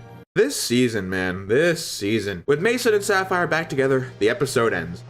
Still dreaming about the road not taken? What do you think? Again, I don't despise this episode with all my might, it's just really lame. If this was one of the first season 1 episodes, it's possible that I would have been nicer to it or given it more time to digest, but I don't know. This episode at best is just kind of boring and run-of-the-mill. At worst, I was laughing at the serious moments since it's just so been there, done that with this bizarre pacing where the episode is next to no downtime, plot points just continue to occur one after another, and I just don't find it interesting in the least bit. Mason was a tough character to relate to, as he starts off competent and then just does whatever anyone tells him from that point, and while he is likable enough to where I don't mind seeing him in JLU, I just think his introduction episode is boring and leaves no impact. I'm definitely never watching this episode again. That's all I really have to say on it. I hope you don't feel shortchanged by this episode. I'm being honest when I say I've got basically nothing. But after a marathon of a video like this, we have finally reached the last episode. The 4th 3-part episode in the DCAU, a very strange one at that. I'm of course talking about episodes 24, 25, and 26, The Savage Time. I have a lot of appreciation for the unorthodox nature of this episode, but at the same time, I'm kind of indifferent on it. Superman Season 3 ended on a status quo shakeup that was never resolved. Batman Season 4 just ended on a normal episode, and Batman Beyond Season 3 ended on a non-conclusive ending as well. So one thing that the team wanted to improve with Justice League was making sure each season ended on a satisfying note, so that if they didn't get renewed for another season, at least they went out with a bang. This episode definitely is that, but at the same time it's just so weird for a Justice League season final. But enough beating around the bush. The League is returning from a mission with Batman monitoring at the Watchtower by himself until some cosmic shakeup causes the Watchtower to disappear, but when landing it's clear that Batman and the Watchtower aren't gone. The League have arrived in some kind of parallel world where you need to show ID just to walk around. You heard me. Let's see your identity papers, now! Sorry, but my identity's a secret. Chicks dig that whole man of mystery thing. With this one man's face plastered everywhere you go, an alternate universe Batman arrives to save the League and bring them back to his hideout, the Resistance Base. Hey, that's Nightwing and Batgirl, and that's Robin, and an Annie lookalike. Can't possibly be her since there's no way Clayface exists in this timeline, but look, it's the BTAS Batmobile. Only it's a tank. But now it's time for some answers. The episode has some serious cojones just for the concept alone. In this timeline, the Allied powers lost World War II and the Nazis took over the Earth. Since World War II. But we won that war, didn't we? No. They did. You're telling us we lost World War II? That's insane. The Allies invaded Europe on D-Day and— It was a disaster. D-Day was the beginning of the end for the Allies. I can't believe I'm hearing this. I mean, geez. I talk about beating censors a lot in these videos, but this really wins the medal. I mean, the Nazis took over the world in a Justice League episode. That's why my first thought in this episode is how weird it is, since I could never have seen this coming, nor would I have ever thought of such an idea. But anyway, the Nazi regime is led by Vandal Savage, and Bruce Wayne's parents were outspoken critics of the dictatorship, and because of that, they were killed when Bruce was 8 years old. Hence why he started the Resistance. It's at Savage's base where the League discovers a time machine, meaning that Savage was from the present day and just sent back the knowledge of how World War II ended to his past self so that the Axis powers were aware of D-Day and defeated the Allies, as well as sending futuristic 21st century weapons to help the Axis dominate. Vandal Savage is a character that will appear later in the series to expand upon his origins, but in this episode he's wonderfully mysterious. It's like that part in The Demon's Quest where Ra's just casually mentions his talks with Napoleon to Batman, only to later find out that he has the Lazarus Pit keeping him young for hundreds of years. We don't really know what the deal is with Savage here, so we'll just have to wait till season 2 for that. So the League is going back in time and fight Savage and his army to restore the timeline back to what it once was. Alternate dimension Batman's going to stay behind because if they fail, the Resistance has to go on. We get some great dialogue between him and Superman over it though. Then doing this could save my parents. I can't promise that. By the way, in case you didn't know, Superman is the only one of the League who at this point knows Batman's secret identity and vice versa. But now that they're on the battlefield, seeing the League tear apart the illegitimate weapons the Axis powers have is a great scene. I mean, in one of history's biggest conflicts, who doesn't just want a scene of the good guys kicking ass? This is minor, but I like how the Nazis all just speak perfect English as we're introduced to the power of Savage. What if it's not propaganda? What if these supermen are real? Are we prepared to deal with them? You have a short memory, Hoffman. You've obviously forgotten about the weapons I've already created. Weapons the Allies have never even dreamed of.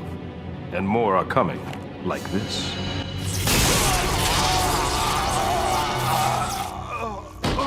Meanwhile, a US spy named Steve Trevor steals a plane but is shot down and saved by Wonder Woman. With this being time travel though, I have to ask, are the League members a part of World War II history in the DCAU? I mean, Steve needs to meet with a codebreaker to relay info to the Allied powers, but he almost died here and was saved by Diana. The thing is, Steve is spying on Savage, who went back in time and interfered with the war's history, changing the outcome in the alternate timeline we see at the start of the episode. The League is brought back to that reality, and then goes back in time from there to fix World War II. There are several ways to write a time travel story, all of which are confusing and hard to wrap our minds around since it doesn't actually exist. If your story centers around time travel, you can't screw this up since this is the very foundation from which the story itself is built upon. The Savage time isn't really about the time travel itself, since that was just a way to get us to the conflict of the League fighting in the war and the references to classic comics. From what I can tell, Savage sending his past self info about the war's ending created an alternate timeline where the Axis wins World War II, and the League traveling to this alternate world via the anomaly, and then going back to the point of origin where the timeline splits, and then by defeating Savage, that just means that there is a time when the Axis powers were winning, but the League tipped the scales back in favor of the Allies, which means that either way they win the war and history plays out the exact same from there. It's basically the multiverse perspective of time travel as the two timelines reconverge as the day is saved. See, this stuff is confusing, but when working within the confines of good writing, we can figure it out. Wonder Woman helps Steve reach the codebreaker and Jean infiltrates the weapons lab and finds this. Wow. Hitler himself is in an episode of Justice League. What on earth can you even say to that? It's just so shocking that it almost becomes comedic. In a good way though. Back on the battlefield, Flash, Hawkgirl, and the rest are working to get people out of the line of fire, but after how much use it's gotten today, GL's ring runs out of power. So now he's no different than any other soldier in the battle as he loses contact with the rest of the League. Pays that he was a Marine as set up in the last episode. There are a lot of references to Marvel Comics characters and imagery in this episode as both DC Comics and newly introduced characters like Captain America were less comic books and more propaganda machines. I don't mind that because it was a good cause, of course, but World War II definitely is a part of superhero comics history, so it's good that this episode pays tribute to that. I also really like the air battle scenes with the biplane sound effects fitting in perfectly.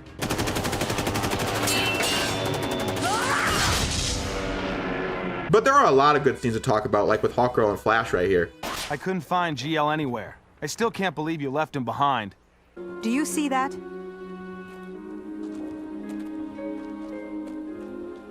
Yeah, so? Look again.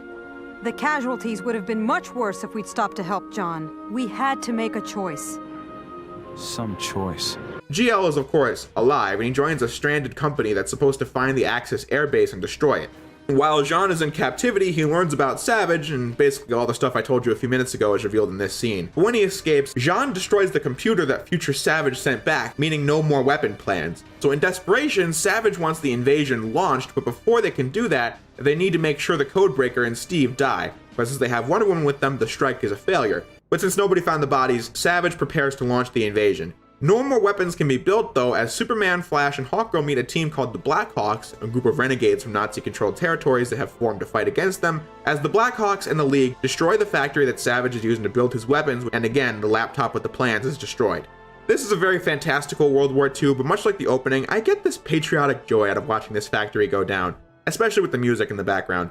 GL and company find the airbase that the invasion is beginning from as he boards the ship to fight Savage himself, and this part is straight out of Captain America: The First Avenger, as GL is vastly underpowered but fights anyway as the League fully reunites to destroy the invading jets. As the Flash was able to alert the Navy in time for them to shoot down any jets the League missed, and man, it's just fun to watch. Hawkgirl finds out from Jean that GL is on the ship with Savage, and she saves him as Savage goes down in the water. One of the most impactful moments of the episode for me was this part at the end. Pay attention to the music. What took you? I had to fix my hair.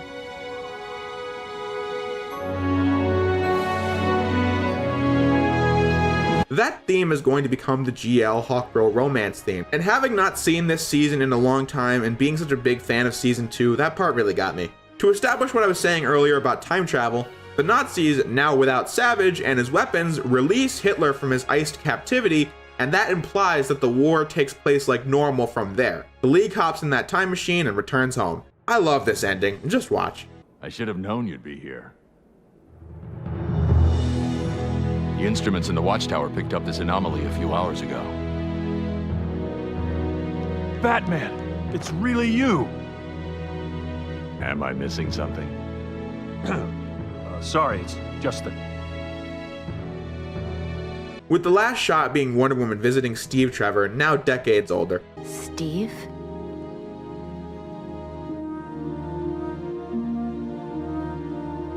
Angel.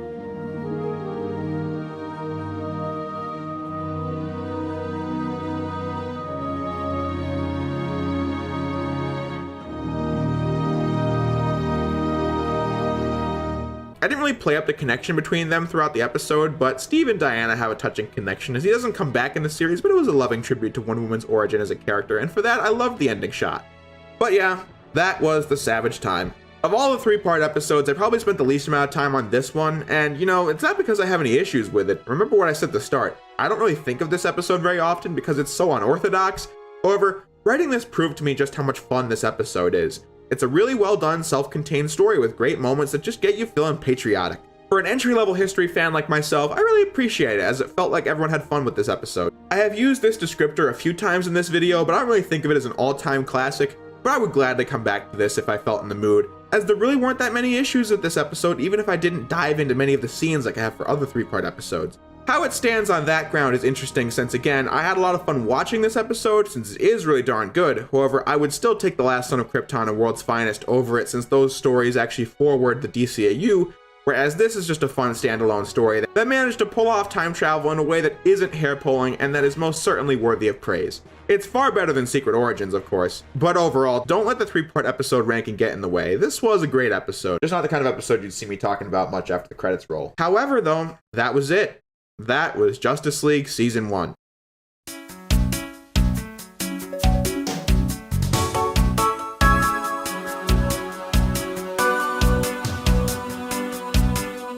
Justice League Season 1, as this really long video has shown, is obviously full of faults.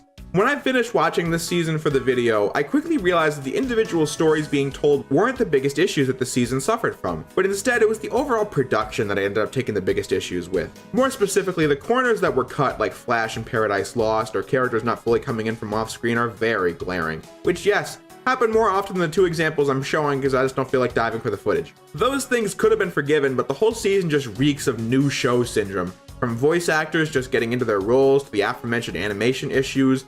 Once again, I don't mind that too much since Batman the Animated Series had a bit of that too, but Justice League Season 1's new show syndrome had lended itself to various issues with story or creative decisions I simply didn't like. Superman's face and characterization outside of a few diamonds in the rough was just a complete joke, and a shameful performance following the phenomenal characterization throughout all 3 seasons of Superman the Animated Series. Speaking of which, Superman Season 1 was pretty spotless outside of the 3 episodes I didn't like, as it was a great DCAU season that never, even in its weakest showings, suffered from being a new show. I speculated in the STAS Season 1 review that was probably because of how much the team learned during the original run of Batman the Animated Series, so for Justice League Season 1 to give us a showing like this after the likes of TNBA and Superman Season 3, it just fails to impress, as while the production is something I didn't care for already, the stories themselves saw a dramatic dip in quality from the A+ tier episodes from the last video like Apocalypse Now, Nighttime, Little Girl Lost, Where There's Smoke, The Demon Reborn, and Legacy. My favorite episodes of Justice League Season 1 do come with no strings attached, and that is noteworthy since what made those episodes, In Blackest Night, The Enemy Below, The Brave and the Bold, Legends, A Night of Shadows, The Savage Time, and the best aspects of Injustice for All and Paradise Lost work so well was the strong characterization and emotional moments that came from that. Think about it, guys. These reviews are a retrospective where I dive into every episode. Do I give you concrete analysis on animation techniques and such? No, because admittedly I'm not familiar with that type of media, so I don't like to force it in like I used to in my earlier days on YouTube. These videos are a series of observations where I run you, the viewer, through these seasons, comparing and contrasting episodes and highlighting what I love about these characters with the emotions that come from them. In the episode In Blackest Night, after a shocking testimony, we want to see Superman find the evidence to free John, and when he's exonerated at last, he kicks ass against the Manhunters. A great moment. We grew to know and understand Aquaman, the enemy below, and therefore we can be on the edge of our seats when he has to save his son, or be happy when he lets Orm die. Despite the amount of campiness in Legends, when the Justice Guild fight to essentially destroy themselves to save the League, it's a great moment, regardless of the corniness coming before that. A Night of Shadows, and my other favorite episodes are full of moments like that, as those episodes can join the DCAU Hall of Fame, as they are no different than the countless moments I've praised throughout these videos. What I think this season did really well was the interaction between the main characters. There was so much variety and great dialogue packed in as these 7 characters bounced off one another in a flawless fashion, whether it be the hot-headed Hawkgirl alongside the mild-mannered GL, GL was someone as loud as Flash, Flash was someone as irritable as Batman, Batman interacting with characters as optimistic as Superman or Wonder Woman, Superman relating to Jean and having lost a planet, Jean being confused by the Flash, etc.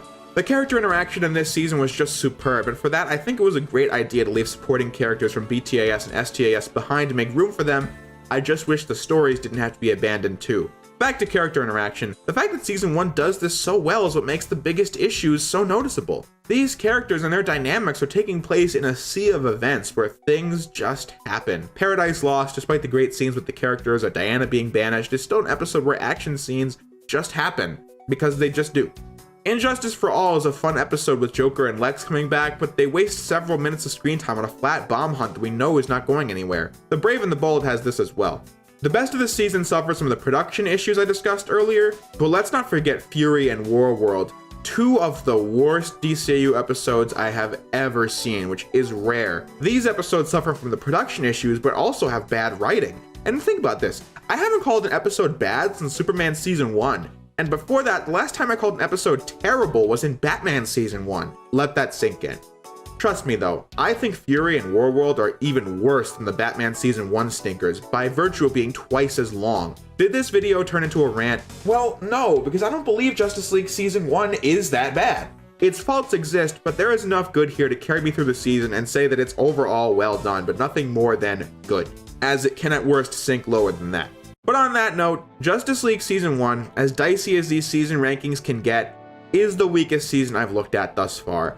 I would give it at best a B, at my most unforgiving a C. So yes, while the top tier episodes of this season match Batman Seasons 1 and 2, and even some great episodes from the top tier seasons, but what makes Batman Seasons 1 and 2 different is that they have more plentiful highlights than this season does, and this one is dragged down by 2 horrible episodes. My biggest hope for the next few videos is that the show can take the great character interaction from this season and match it with universally great storytelling that makes the conflicts worthy of these characters, as that was what dragged almost the whole first season down. Obviously, next up is Justice League Season 2. I have waited for this day for so long now. I should let it be known that I'm bursting at the seams with nostalgia for Justice League Season 2 and Justice League Unlimited. In fact, I used to own JLU on DVD, but I've since lost it. However, I watched it religiously when I owned it. I also owned Justice League Season 2 on DVD when I was a kid, and those discs are nearly unusable at this point from overuse. So I'll just emphasize it right now that yes, I have emotional attachment to those seasons, but that does not impair my critical thinking skills. Really though, this video's gone on long enough, so I hope you guys enjoyed the review. Despite the ups and downs while watching the season and making the video, I thoroughly enjoyed making these videos, and if you enjoyed watching it, that's all that really matters. Thanks everyone for watching, and I'll see you for Justice League Season 2.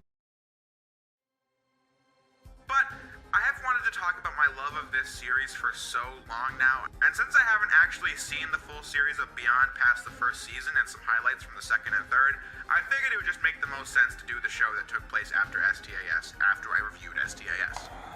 Jay, here I was giving you the benefit of the doubt, going into Justice League blindly like a kindergartner frolicking through his favorite playground, but no, you know what you're doing.